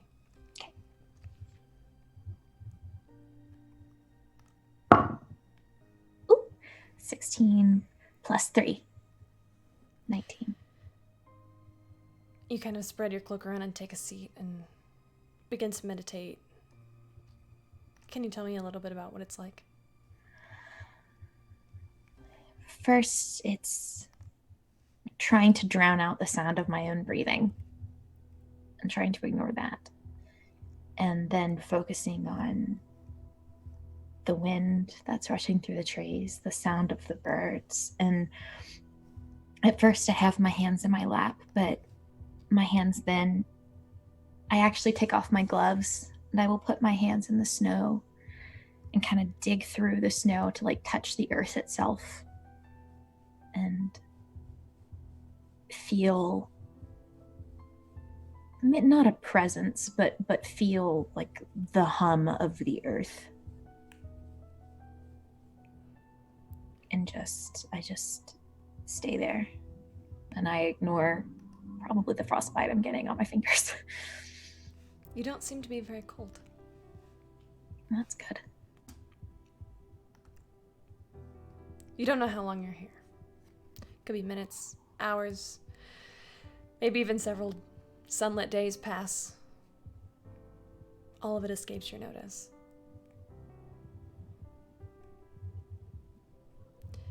And then you feel that budding promise in your chest. A different kind of magic than you're used to. But you begin to feel it there, deep.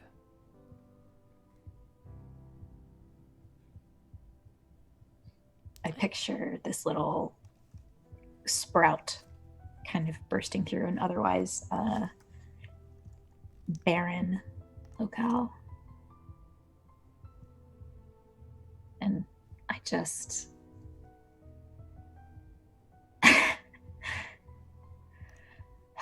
I break concentration for like half a second, then I go back.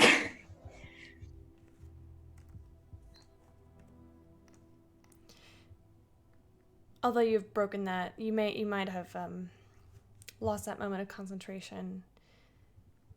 Through this moment, you recognize access to a few specific spells. Like, for example, you feel yourself regain the ability to cure your friend's wounds. You recognize the ability to possibly detect magic. But there are other things there. Like, you see yourself being able to do the things that Sentinel can do, such as create snares or speak with animals, being able to mark your quarry, bond with beasts, set alarms, absorb elements.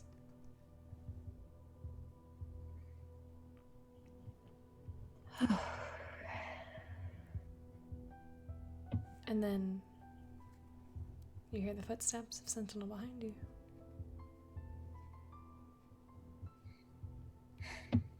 You're doing that on purpose. I don't know what you're talking about. Mm-hmm. I will brush the snow off my hands, put my gloves back on, and stand up and face him. How do you feel? Cleansed, rejuvenated, different and yet the same. I feel good. Good. You still have much to learn. Undoubtedly. But this is a good step. This is right. This is good. Are you ready to go find this Pegasus? Let's go. There's more than one now? This Pegasus.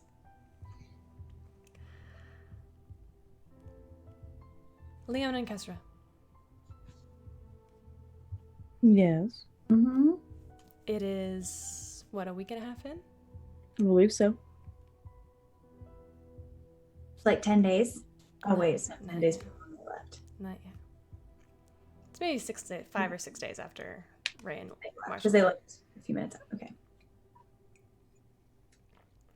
So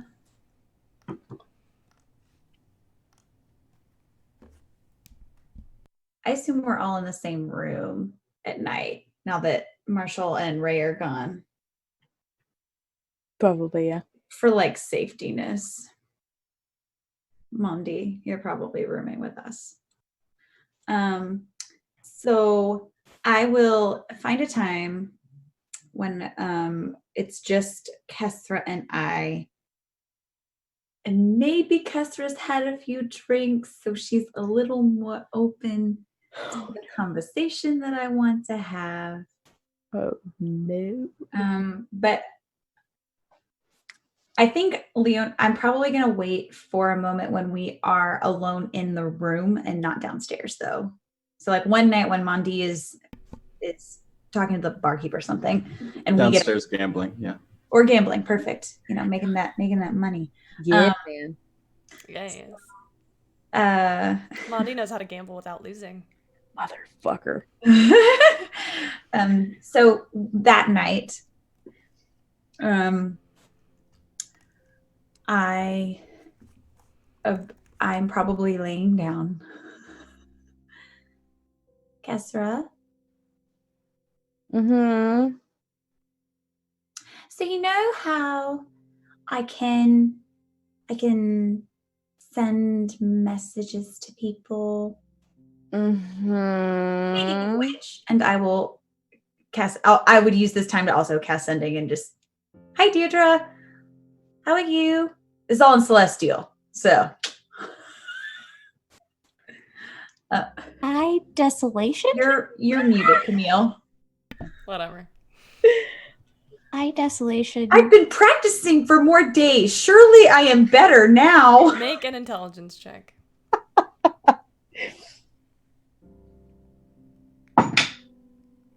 16. Okay, it is getting better. I can speak it better than I can write it. Yes. That's really what I've been practicing with Deirdre anyway. Hi, Deirdre. How are you? I hope you're It's me, Leona. It's me, Leona. I hope you're safe. I've been practicing Celestial.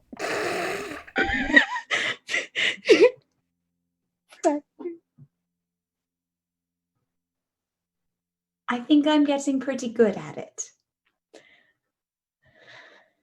Hi, Leona. Yes, I know it's you. I'm well, thank you. Your Celestial is much improved, but your conjugation's a bit off. You might want to try cutoff.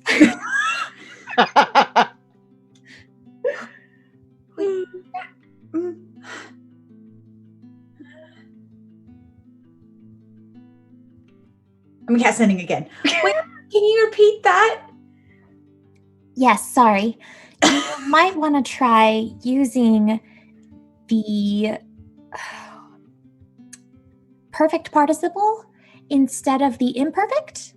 That might make your sentences a little easier to deal with. I'm not going to cast sending again tonight because I might need it, but I'm repeating what she said out, like I'm trying to, oh my gosh, so sorry. I'm repeating what I originally said in Celestial out loud and like testing how it sounds. Sorry, Kesra, I'm just speaking in Celestial now. I'm trying to see if it sounds right. Yeah, it does sound better. I think that's right. Oh, Kesra, so you know I can send messages to people. Yeah. Yes. So,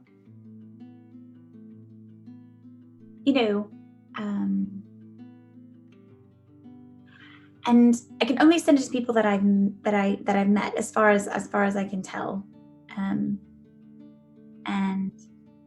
I've met Maud, who we've learned is in fact Benvir,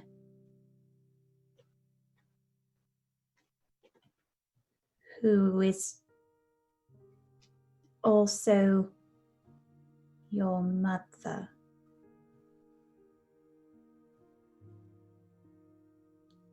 Yes. So I was just wondering if maybe you would like me to, I don't know, send her a message? Maybe? No.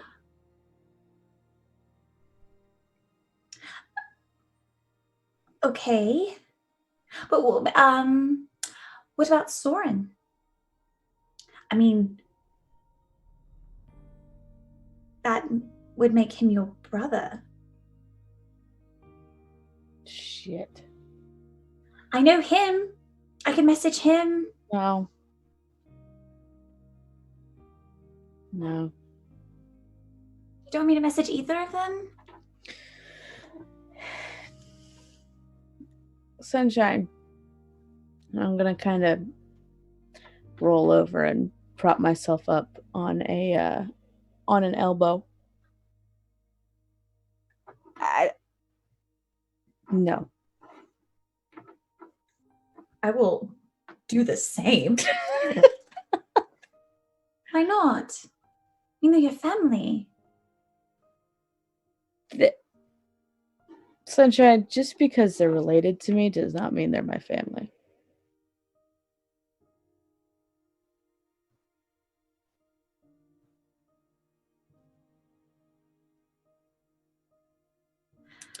And doesn't mean I have any particular desire to talk to them.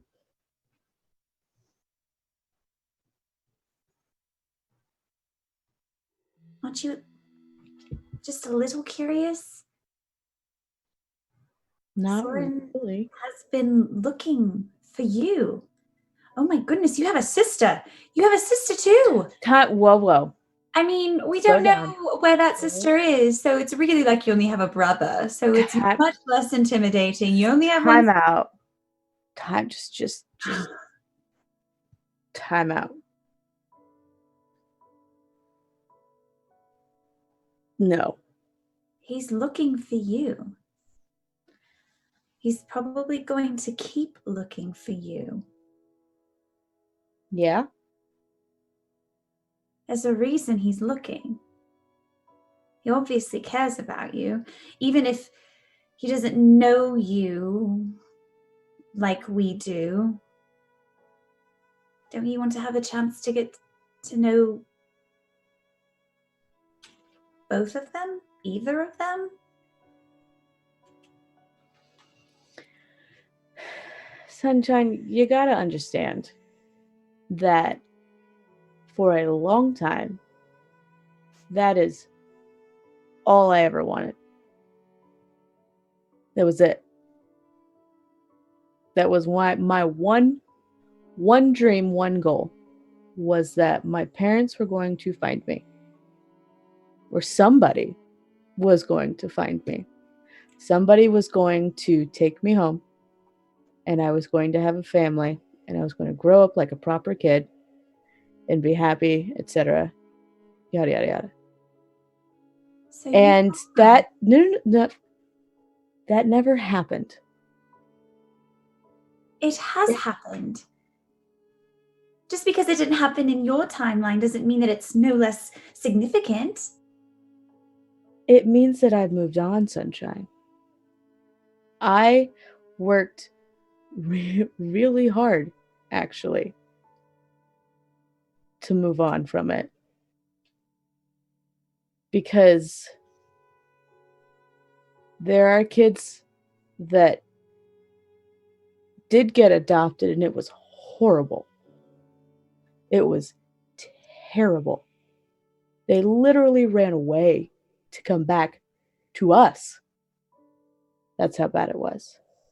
There were kids that got adopted and it was magical.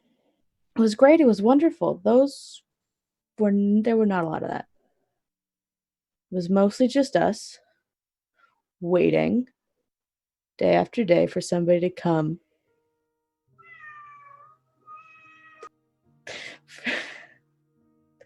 It was waiting for a long time for something that never happened. And eventually I got tired of waiting. And I decided that it didn't matter anyway. And it doesn't. It's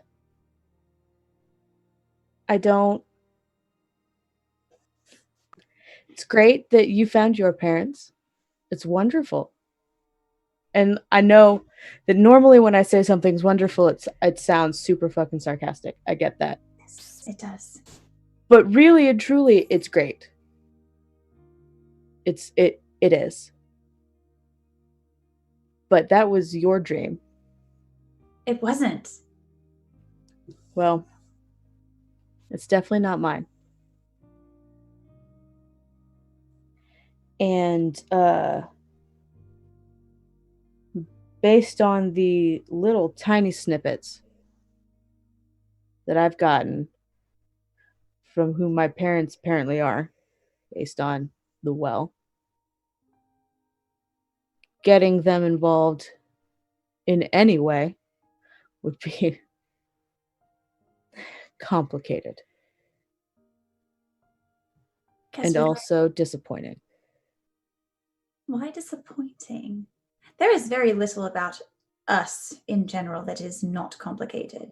That's not a very good excuse. That's fair. That's fair. What are you so afraid of being disappointed by?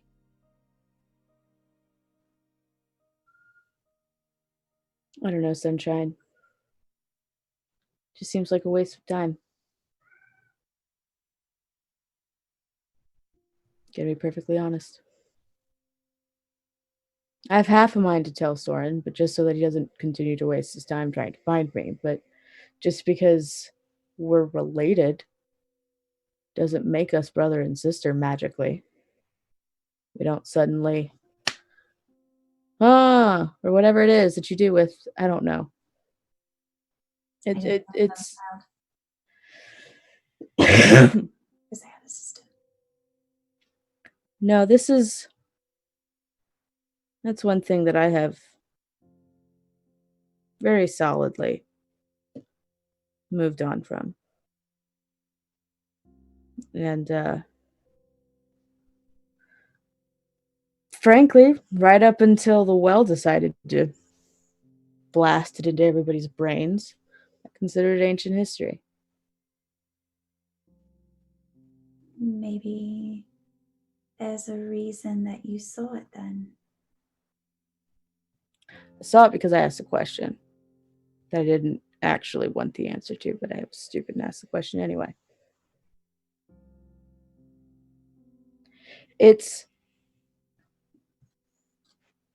We're gonna meet. If we meet. If it happens, it's not gonna be some magical running into each other's arms.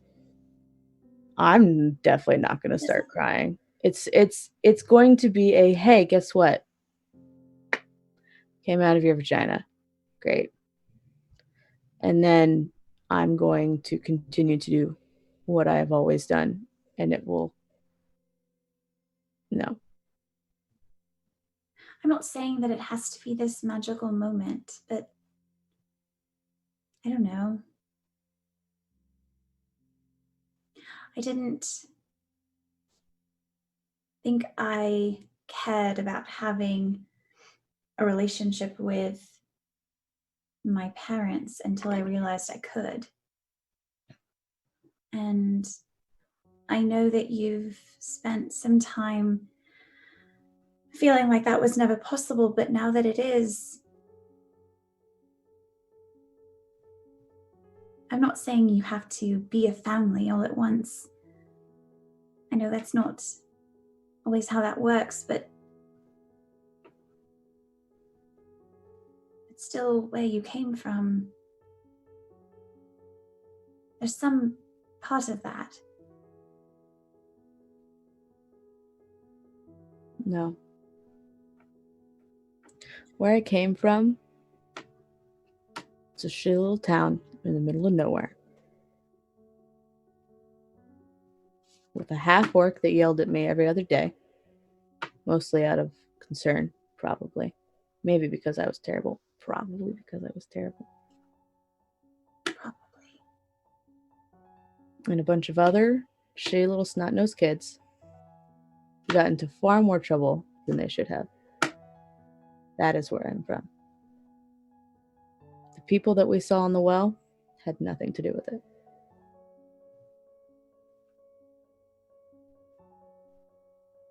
And that's the thing. My journey was the opposite. I thought I would have some kind of relationship with my parents. And then I came to realize it didn't matter anyway. I am who I am. And they had nothing to do with it. And they obviously didn't want anything to do with it. At least one of them knew where I was. Put me there. On purpose, though. Yes. But there has to be a reason. It doesn't matter. It does not matter. Because he put me there. And I never saw him again. Not in any capacity that mattered.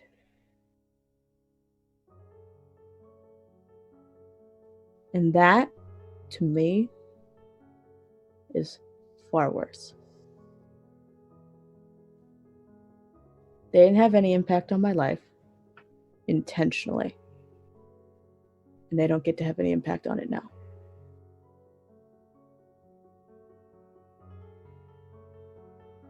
So, I appreciate the offer. I do. And the me from 10, 15 years ago would have taken you up on it in a heartbeat. But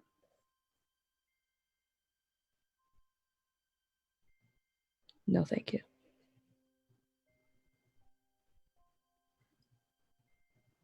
Well, if you change your mind.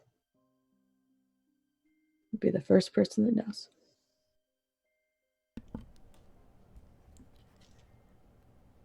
Marshall and Ray. You guys have been writing for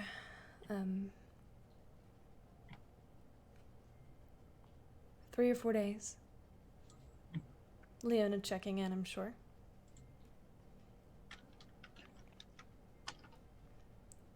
When you approach the small town of Adare,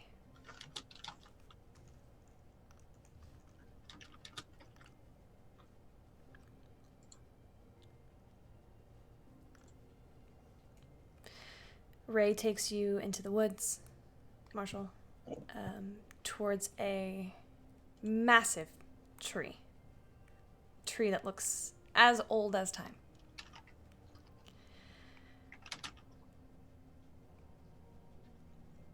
You notice that as he approaches the tree, this tree is more than a tree. There are windows, there's a door. This is somebody's home inside of this tree. You guys trot up.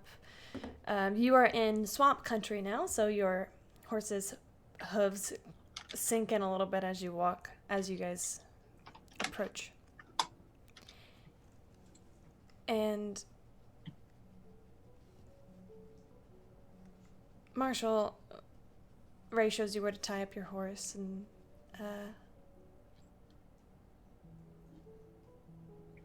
kind of looks over at you. Are you ready? No. Will you ever be? No. I'm just gonna stand there and stare at the tree for a bit. Do you want me to go inside and explain things to her first?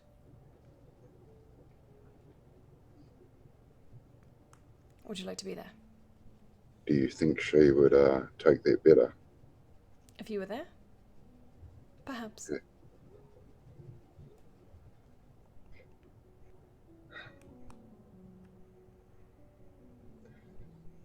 cross my arms and look at the tree.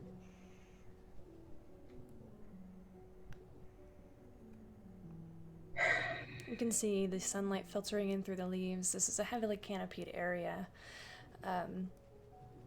It's maybe 3 or 4 in the afternoon, so the sun is starting to make its way down. And before you can make the decision, it's made for you. You see a figure emerge from the tree. She is tall, maybe 5'8", 5'9".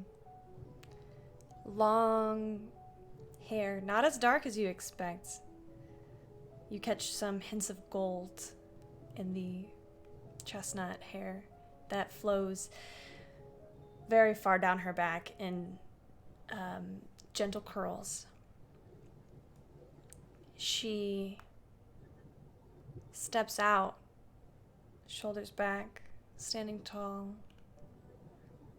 and you see those emerald eyes turn to look at you. She is her mother's daughter. She looks at you curiously and sees Ray. And as you start to take in her profile, you notice something. Actually, go ahead and make a perception check for me. Let's see if you notice this thing. Sorry, Kate. Perception. 15. Okay. You notice that there is a distinct bump that she gently holds as she walks down these steps. You look at Ray, and he is in absolute shock.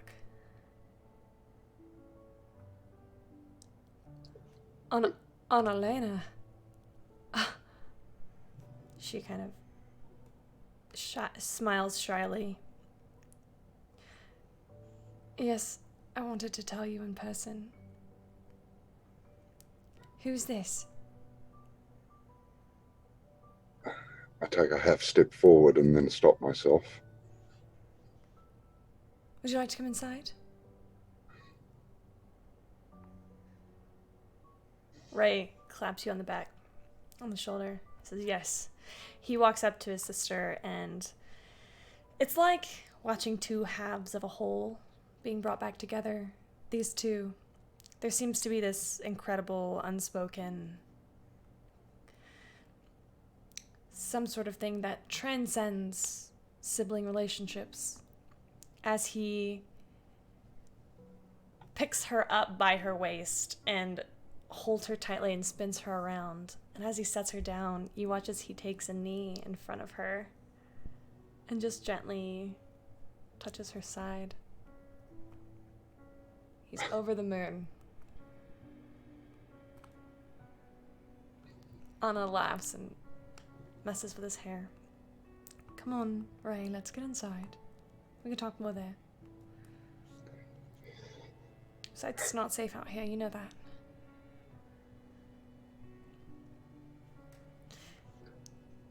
I go. Do they go inside? Yeah. Yeah, I'll follow them in. Okay. Inside is warm, comfortable, very pleasant. They are alone. There's no one else here, supposedly, or that you see. There's a massive fireplace, although you did not see any smoke coming from the tree. The walls that do not have a window are lined with books. This place seems to be a temple to knowledge itself. Somewhere between a library and you feel very at home here because you recognize something that is built with love and adoration for a god. And Anna begins to get some tea and set you both up at the table. Ray says, Annalena, I have something to tell you. This man, his name is Marshall. And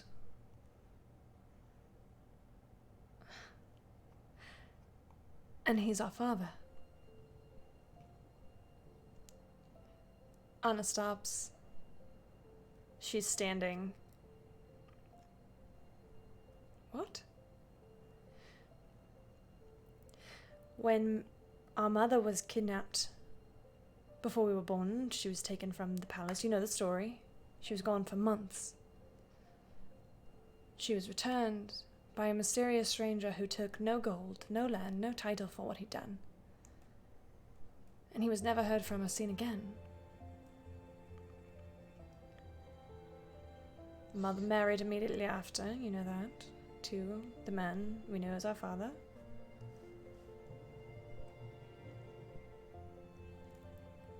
But apparently, she was already with child.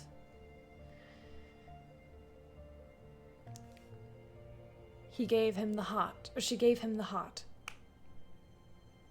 The heart of the guardian. I'll take it out. You watch as she takes in this information, and at one point her eyes do tear a little bit, as if she is kind of overwhelmed with feeling. You don't get the sense that there's any disbelief. And you, being an incredibly observant human, recognize that there's a lot going on between the two of them that is unspoken, that doesn't have to be said out loud. She looks from you to Ray, from you to Ray. And you see her face soften. Well, now I see where he gets the tallness from. Perhaps this is an explanation for his hard-headedness as well.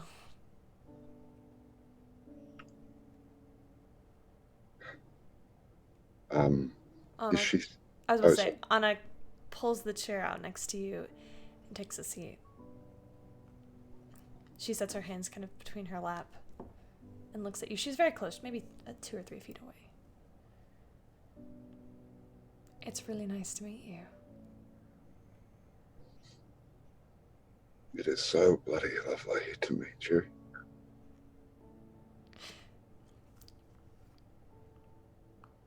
Would you mind if I gave you a hug?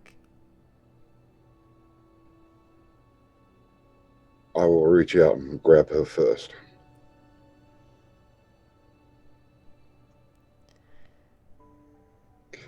It's a very tight hug from Anna. And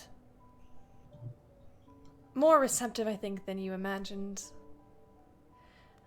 But you suspect that because the news came from Ray, in the way it was delivered. And she pulls back and she says,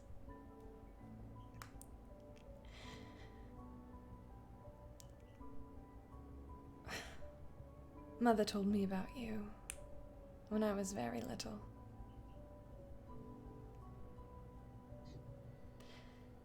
I asked her if I would meet you one day, the man who saved her. She said she hoped so.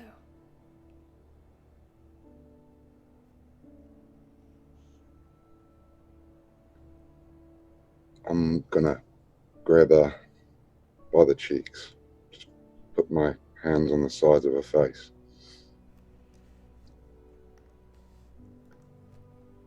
I lived my life a certain way,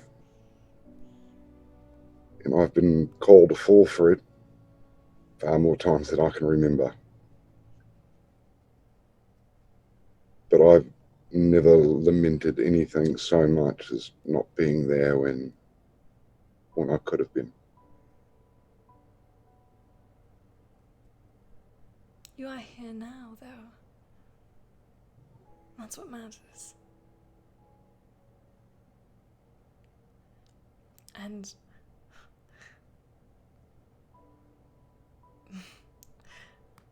I suppose learning that you have children and then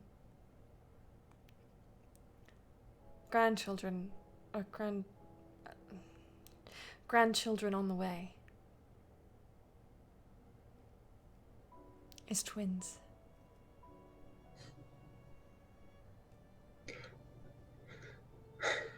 does seem to run in the family, eh?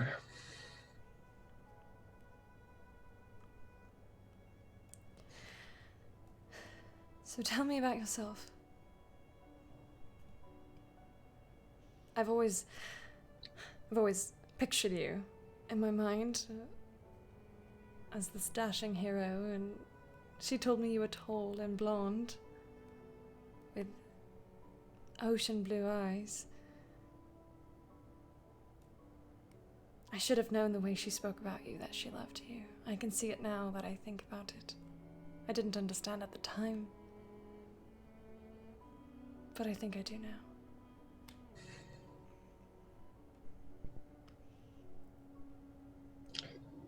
Has anyone ever told you you look just like your mother? Only every day of my life.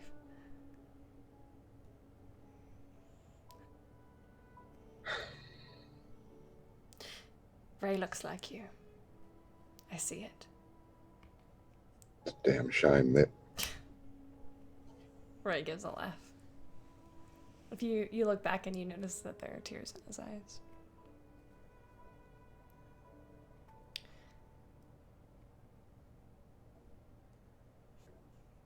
I'm so glad you're here.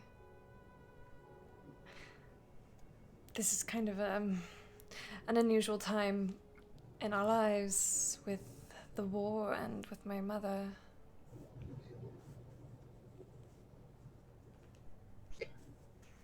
I'll look at Ray. Did you tell her? Not yet. Tell me what? Not now, not now, not now. Very well.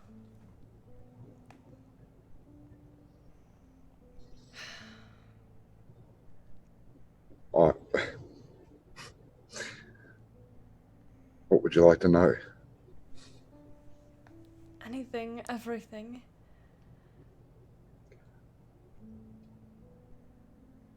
Is it true? Is it true that you took down 12 men on your own when you saved her? That number gets bigger every time I hear it. There was only 4 of them. Only 4? No. And Mom helped.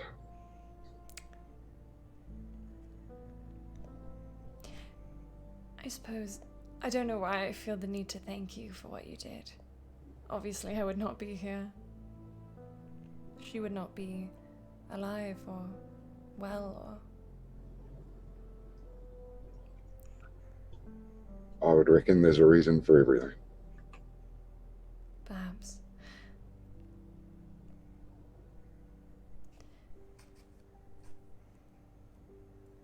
But I still want to thank you. Will you accept it? No worries. You really are Ray's father. That's what I keep hearing.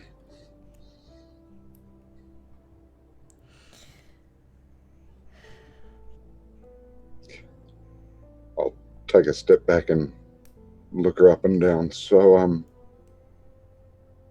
point at her belly. How's this going? It's awful. It's really terrible. I'm sick all the time and uncomfortable, but... we didn't plan it.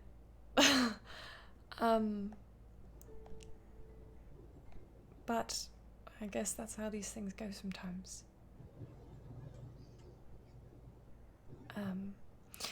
You should meet Evan.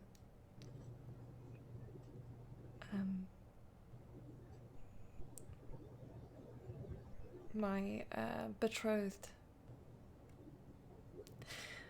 My mother's going to lose her absolute mind when she finds out, but you know.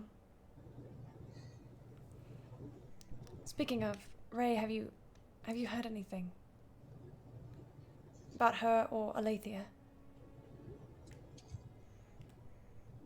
Ray, who has been quiet this whole time, kind of sitting back, participating in the way that he can, but you see definitely giving you two space to connect. Yes, Anna, there's something that we need to tell you. Marshall, I know you said not now, but I think now is... Very well. What's wrong?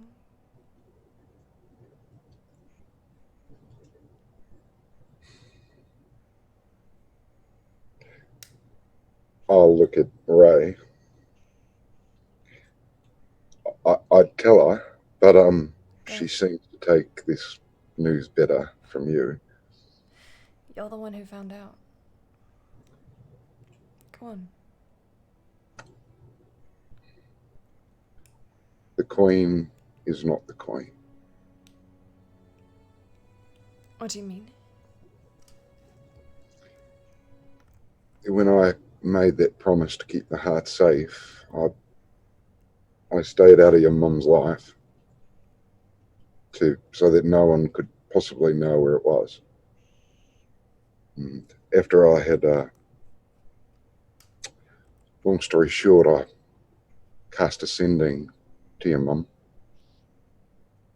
and she's been kidnapped. How long? Yes. How Since- long? Ray says, Since I think about 10 years.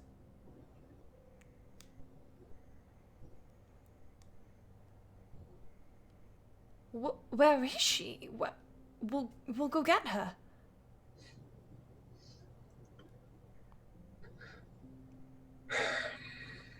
we're gonna go get her soon. Can't right now. Why not? I'll grab her hand and say, she's in the hells. The 9 hells. No.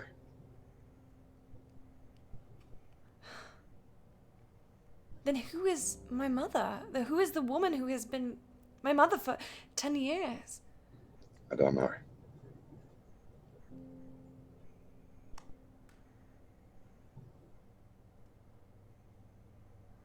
That's why Ray's not with the army any longer. This whole war is a sham.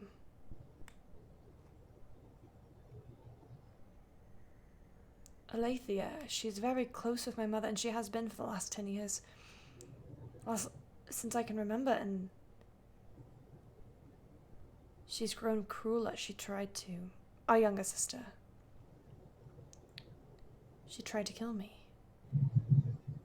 She tried to murder you. In my bed, yes. That's why I fled. That's why I'm not at the castle now.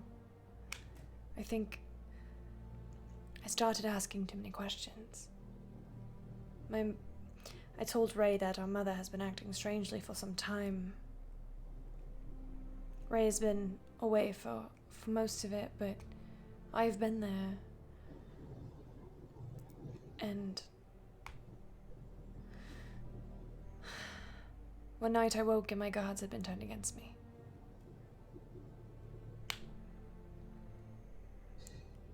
I don't know the extent of the infiltration, but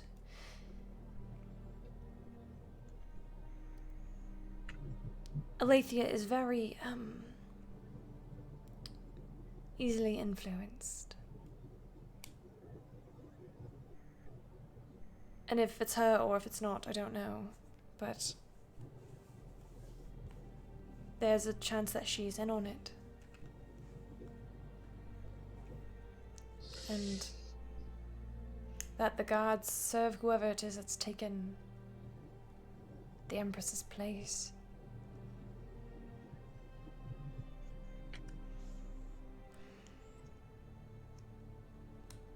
Thank you for telling me. That's not something to thank somebody for. It's better to know than to be left in the dark. I'm gonna get her out or die trying. I believe you. I hope that you'll get to meet my children one day.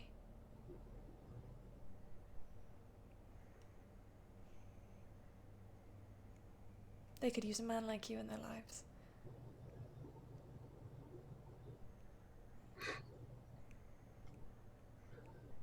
Well, my opinion of myself. How do I? You are Ray's father. I see the similarities more and more each second. Ray kind of laughs.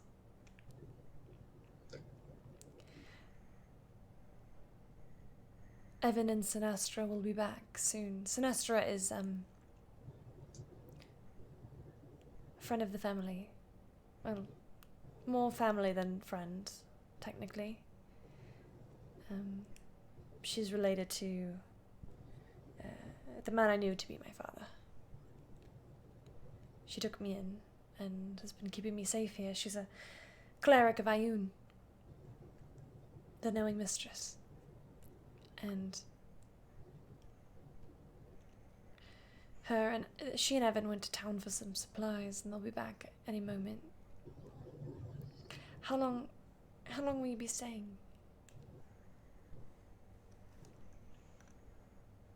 I know Ray wants to get back to his Back to Leona. How is she? Oh my god, I completely forgot to ask. How are they? Have you met them, Marshall? Yes. Are they safe? Are they alright? Are they well? Mostly? Are they alive? Yes, definitely alive. Last I checked.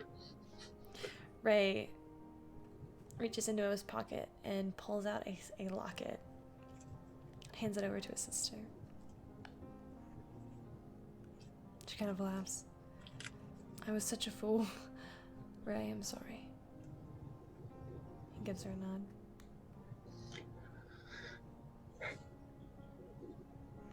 How's Leona?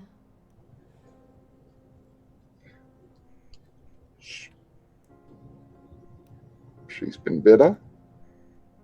Did she find out the truth about Roman? Yes, quite spectacularly, and let's just say I'm not fond of the bloke.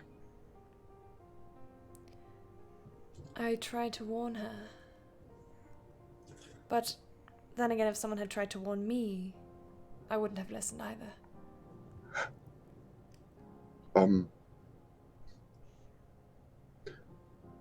I was his first target before Leona. He was using modified memory. Yes, he did the same to me. Sinestra cleared it up. I was just about to ask. Thank you. Is he still alive?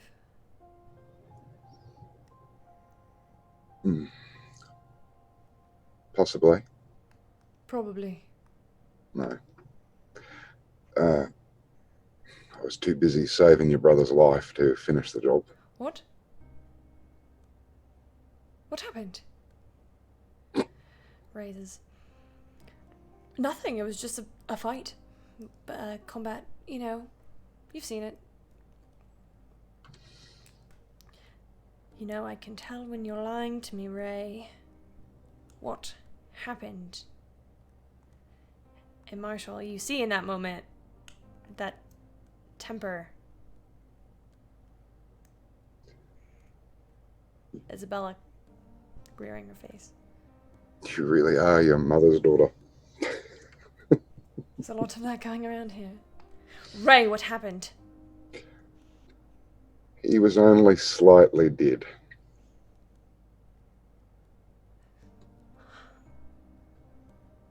How am I ever supposed to let you leave? Ray, yeah.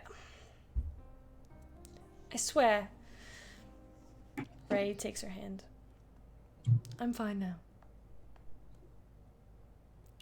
I wanted you to meet Marshall, and I wanted to tell you about the group, how they're doing, and I wanted to see you and give you your locket. I might have taken some gold from you. She waves off.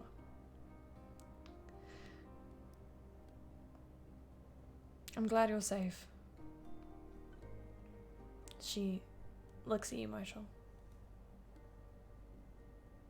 Thank you.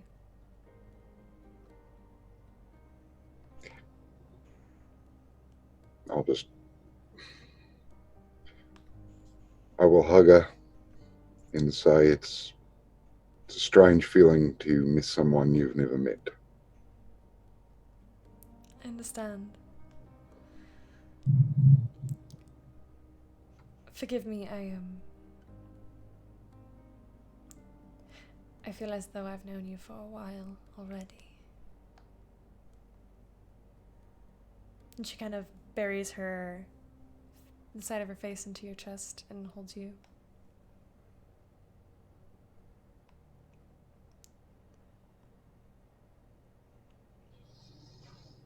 Thank you for coming. No, thank you. I haven't done anything.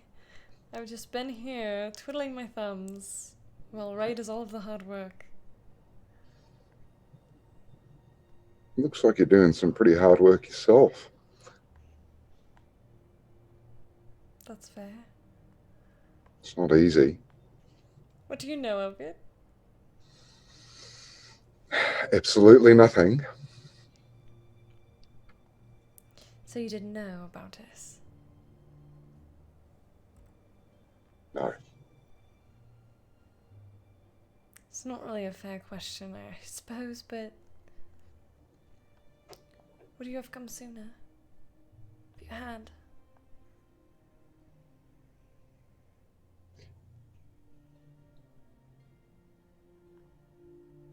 I would have come just like I did.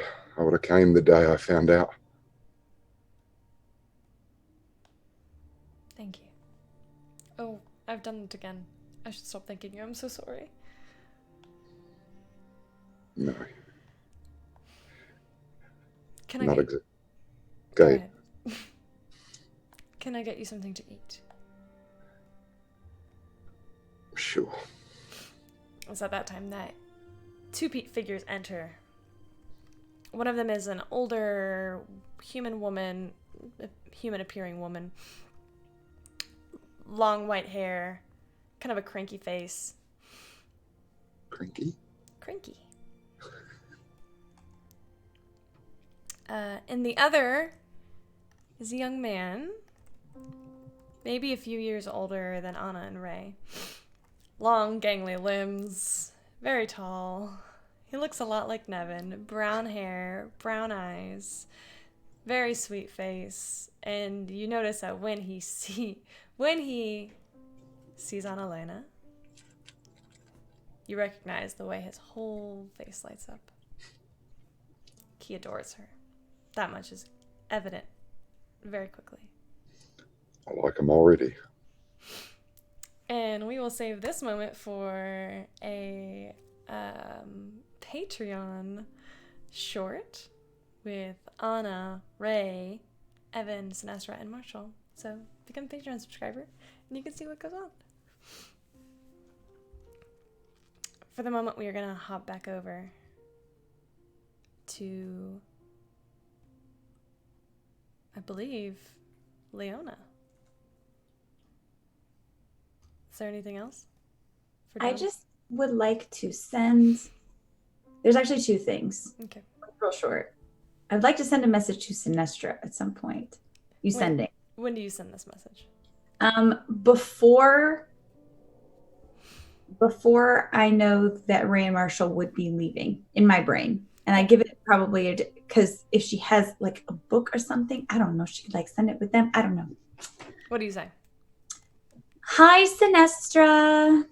It's Leona. Leona. I'm gonna be rude. I was wondering if you know anything about oracles. If you had any books that I could borrow, that would be great. You're really good at this. You hear? Yeah, I got some. That's it. I'll cast it again. Could I borrow them? You could send them back with Ray and Marshall. Please and thank you.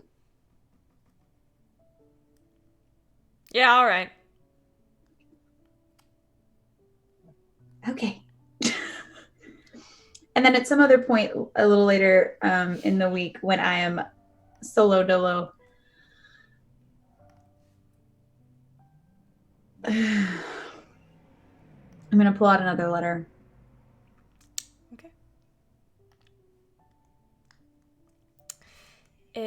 This letter from Roman to Annalena reads much of the same. He is trying to convince her to marry him. Do I know when this was dated? This was dated 2 or 3 years ago.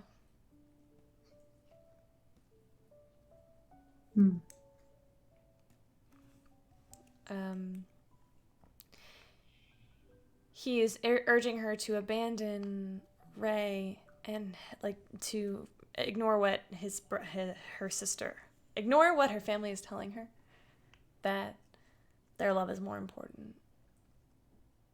That if she loved him, she would want to be with him forever, and a lot of gaslighting, a lot of manipulation.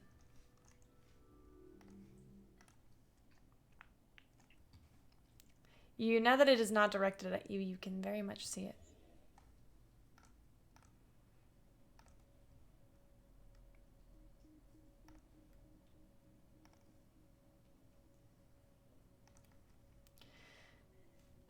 As you're reading this letter, it's a very familiar sensation. Someone is sending you a message. This is about day 9, 10, since Deirdre's left. Who do I know that knows message? Send it. Sinestra? No, I said sending. You hear a voice in your head. Hi, Leona. It's Ray. How are you? I wanted to tell you that my sister is with child. And she says hello. I hope you are well.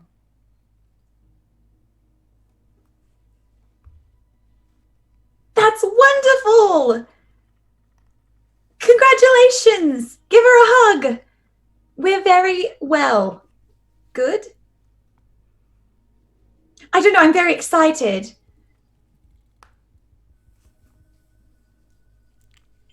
I'm glad you got there safely. Who taught you how to do this? You hear, thank you. Marshall did. Well, you taught me, but Marshall... You taught me. Thank you. Are you safe? Yes. I forget that I can respond, even though... Right. Yes, we're all safe.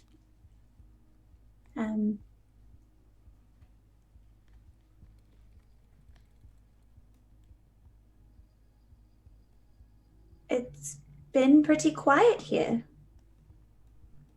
Ask Sinestra for those books. She'll know what it means.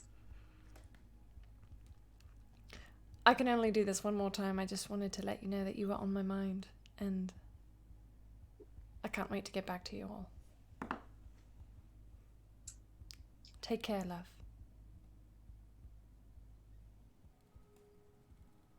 You say the silliest things. Travel safely. And then I will run to my friends and share the good news. There's a baby. I'm also probably going to message Deirdre. She already knows, but that's okay. I haven't used any of my sendings for that day, right? Correct. Maybe? So can I, because I probably would have been messaging Deirdre periodically anyway, but I will definitely cast sending tonight. Deirdre, it's Leona. I have great news. Hi. Yes? Annalena is pregnant. I don't really know any more than that, but I'm very excited and I wanted to share with you. And I hope you're safe and your training is going well. And I love you and I miss you. I'm just so happy right now.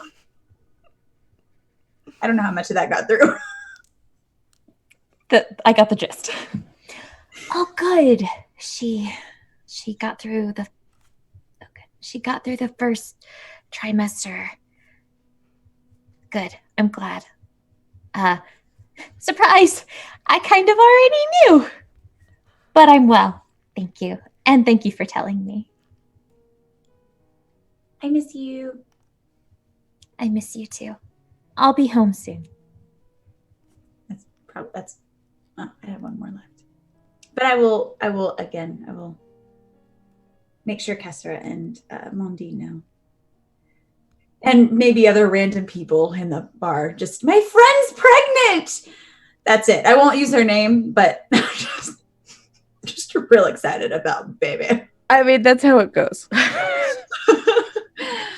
I'm like dancing. I'd probably try to make one of you dance with me downstairs. Sorry.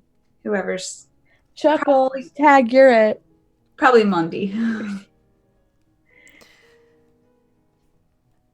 So, Leona, as the night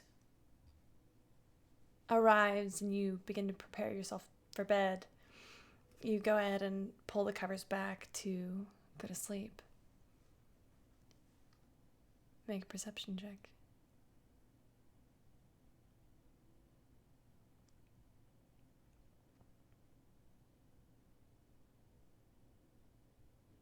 $16. You notice that there is something small tucked into your bed sheets. Well, what is it? What is it? I'm just gonna, what is it? What does it look like before I just start? It is small and round and black. It's your stone that Roman gave you.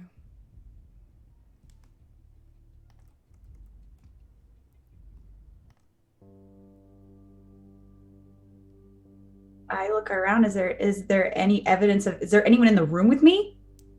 Roll a perception check. 14. Oh my god. Okay. Oh. Who is it? Who is it? Standing in the corner is a man. One eye completely gouged. His face just marred and scarred.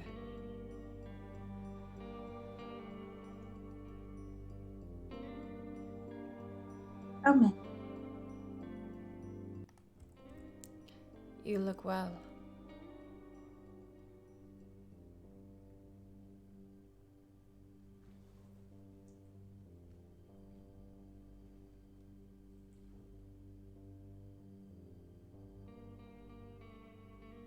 Oh, you... Or dead?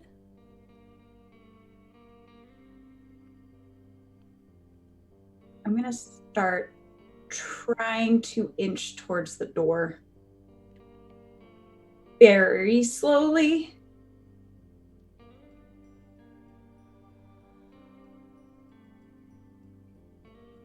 Doing anything? Where are you going?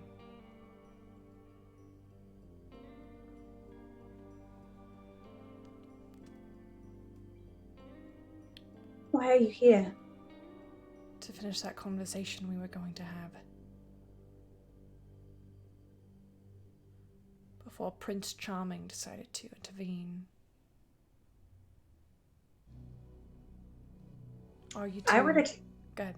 If I were to try to cast a message right now, how obvious would it be? What are the components for it?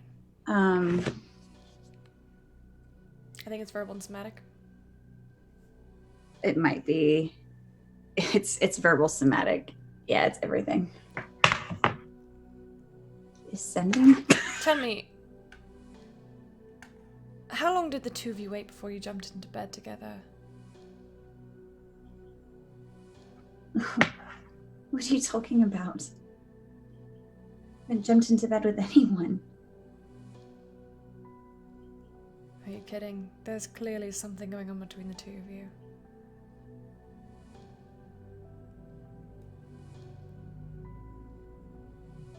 And if there was, it's none of your business.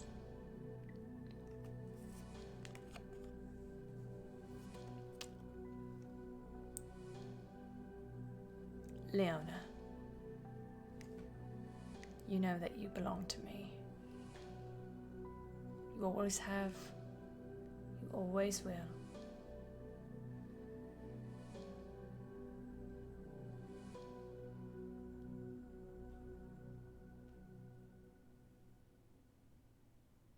I'm going to start to cast a message downstairs. I assume Kestra's nearby. Oh, yeah.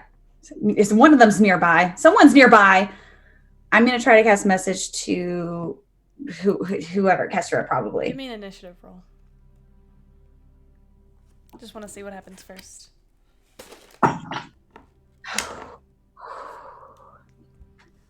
24. Are you serious? Mm-hmm. Is that what you rolled? Hold on.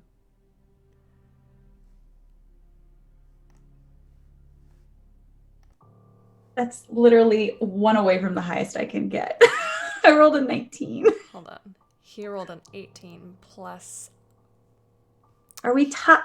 No, he rolled a 29. Okay. As you go to cast this, you feel it counterspelled.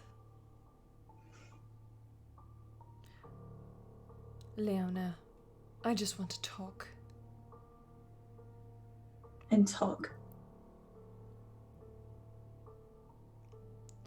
You used to look at me with such adoration, such love.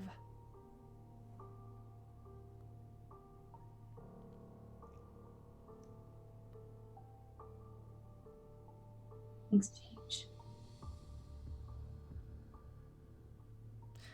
I've told them all about you. The assembly.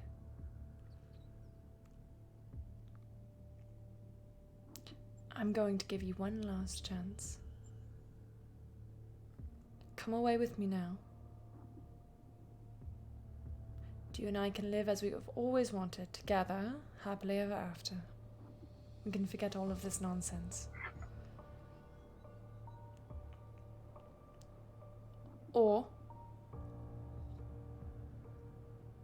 the assembly will come for you. For all of you.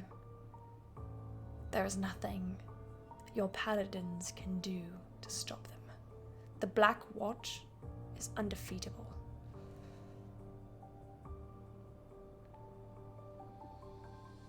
Why are you doing this? Doing what? All of this. What do you have to gain from this? Power? You think I want to be turned to dust in these changing times? This war?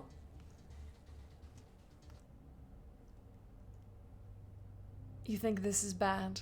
Wait till you see what happens when the Dark Commander takes over. Anyone not on his side will be turned to ash. I'm trying to save you. Is that what you call it? That is how I see it. Deceiving even yourself, it seems. Say that again. Sorry, I couldn't hear you. Said deceiving even yourself, it seems.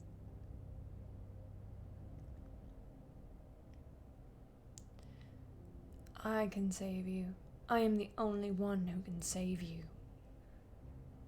from what is to come. Not your precious prince. Not even that worn-out paladin he travels with.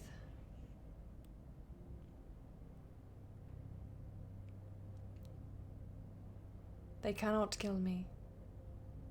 Though they may try, none of you can. The Assembly has given me power beyond all of your wildest daydreams. He starts to levitate up. I take a step back. He comes back down. Come away with me. You and I can talk. We can figure out what to do, the both of us together.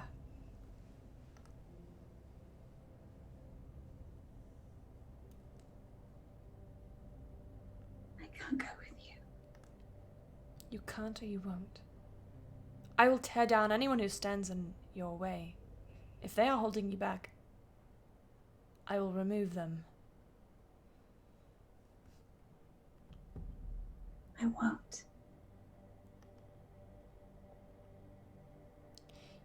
You are a foolish girl, and you always have been. Nothing in your head but silly daydreams. Fantasies. I'm trying to save you. I'll give you one more chance. He takes a step forward. And another. Come away with me now. He starts to cast, and you see an arcane gate appear. And on the other side is Ilverness. We can go home together. I will make it so you can go home again.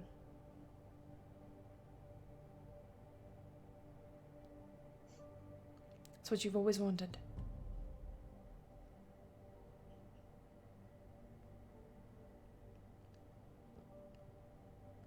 That's not my home anymore. I take a step back. And your pretty little lies are just that. They always have been. I will not go with you.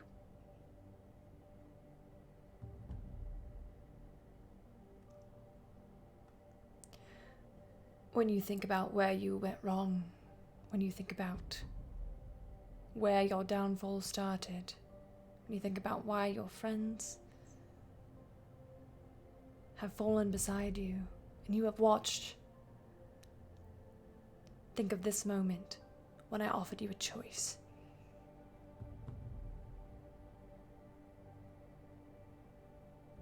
Think of how I tried to save you, how I tried to rescue you. And you said no. And he steps through the arcane gate and it closes behind him.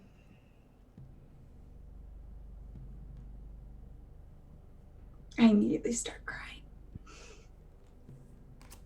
Like sobbing, knees hit the ground, sobbing. Kesra, you do hear this. Okay, I'm assuming I'm downstairs then? So it's real loud, like... okay. Well, whatever I'm doing, I'm gonna, stop, drop it, and, dash into the room.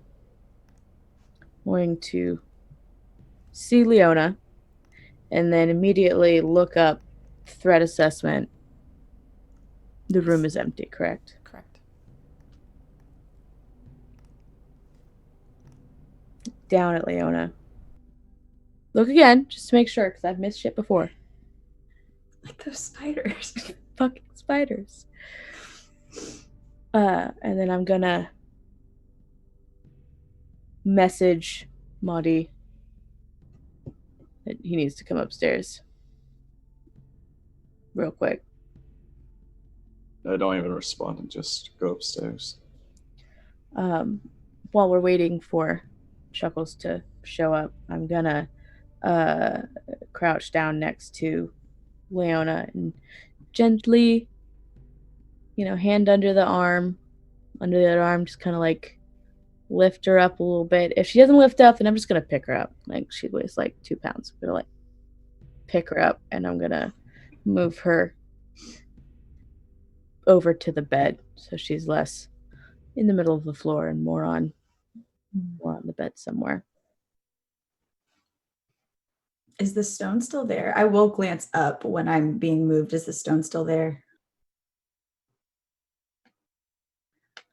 So You see it there, shimmering in the moonlight.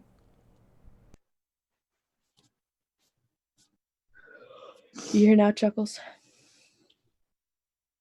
Yeah, about the time that you're putting her on the bed is probably when I would have come in. I would have come in a hurry. I have no idea. I have no clue. Leona, what's going on? What's wrong? I'm just going to shakily point to the stone that is still on the bed. I think there was a moment where I thought I was going to try to hide it. But we said no more secrets, guys. So, Oh, for better or worse. So I'm going to shakily point towards the stone. He was here. He was just here. Wait. I tried to send a message, and he blocked it. Where is he? Where did he go? And go towards the window, trying to look for him. He opened a portal. Did it look like he went back to Ilverness? Is that what it looked like? Yeah, it looked like he went back. It looked like he went back to Ilverness. He asked me to go with him. I said the assembly knows about us.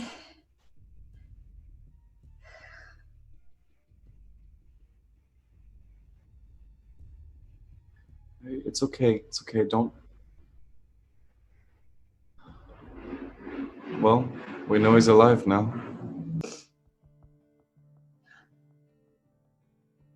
Gonna sit on the bed next to her. No good at, emotional things, but I will sit next to her.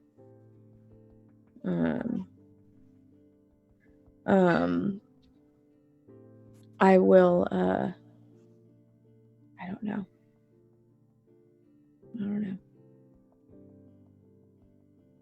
If Biceps didn't kill him, then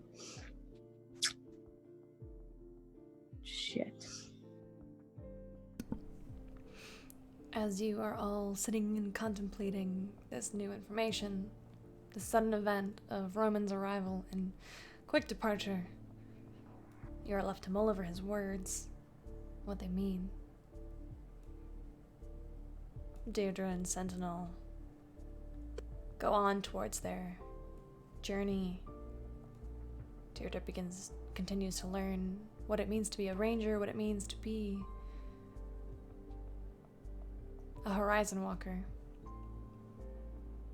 Marshall, Ray, and Anna sit together. That is where we're going to wrap up tonight.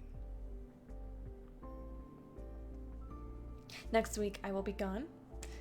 However, we are still going to have a stream. It will just be pre-recorded, and it will be focusing on two aspects. It'll be focusing on Deirdre and Sentinel, as well as an appearance with the Massiers and Marshall. It'll be a shorter stream than normal, probably, due to our limited schedules. I hope you guys can tune in. Our players, all of these fine folks, will be in the chat that night. Hopefully I will be too. I'll be on an airplane, but I'm going to try to be in the chat watching with you guys. So come in and experience this once in a lifetime opportunity to watch your stream with the players in the chat. Let's go ahead and sign off. Start us off, Kesra. Hi, I'm Kate. You can find me on Twitter and everywhere else important at Very Pale Ale. And I played Kesra. Your cats are playing. Yeah. Hi, I'm Mindy. You can find me on Twitter. What's my name? MKY1713. And I played Leona. Sorry, I got distracted too. I'm Nevin. I play Mod D. I also am watching the cats. I'm Kate. You can find me on Twitter at KatesD8s. You can find me on Twitch and Discord at KatesandD8s. And I play Deirdre. And my name's Joe, and I play Marshall. My name's Camille. I belong to one of those cats playing. I am your host and dungeon master. This has been a great session, you guys. Thank you for making downtime less painful. As usual, you can please check out our Patreon. Link is in the chat. That's not our Patreon. Link is in the chat. Please check out our Discord if you're not in our Discord. Consider being a subscriber. If not, the very least, the freest thing you can do is follow us on Twitter at Open4Adventure. You can also follow me on Twitter at CamilleDoesDND. This has been great. Guess what I'm gonna do? Roll those credits. D&D Beyond, you guys. D&D Beyond. We use it. You can view the character stats in the thing in the sidebar. You can also lock that so it's always viewable to you. Yeah. And so here we go. We're gonna roll those credits. Bye guys.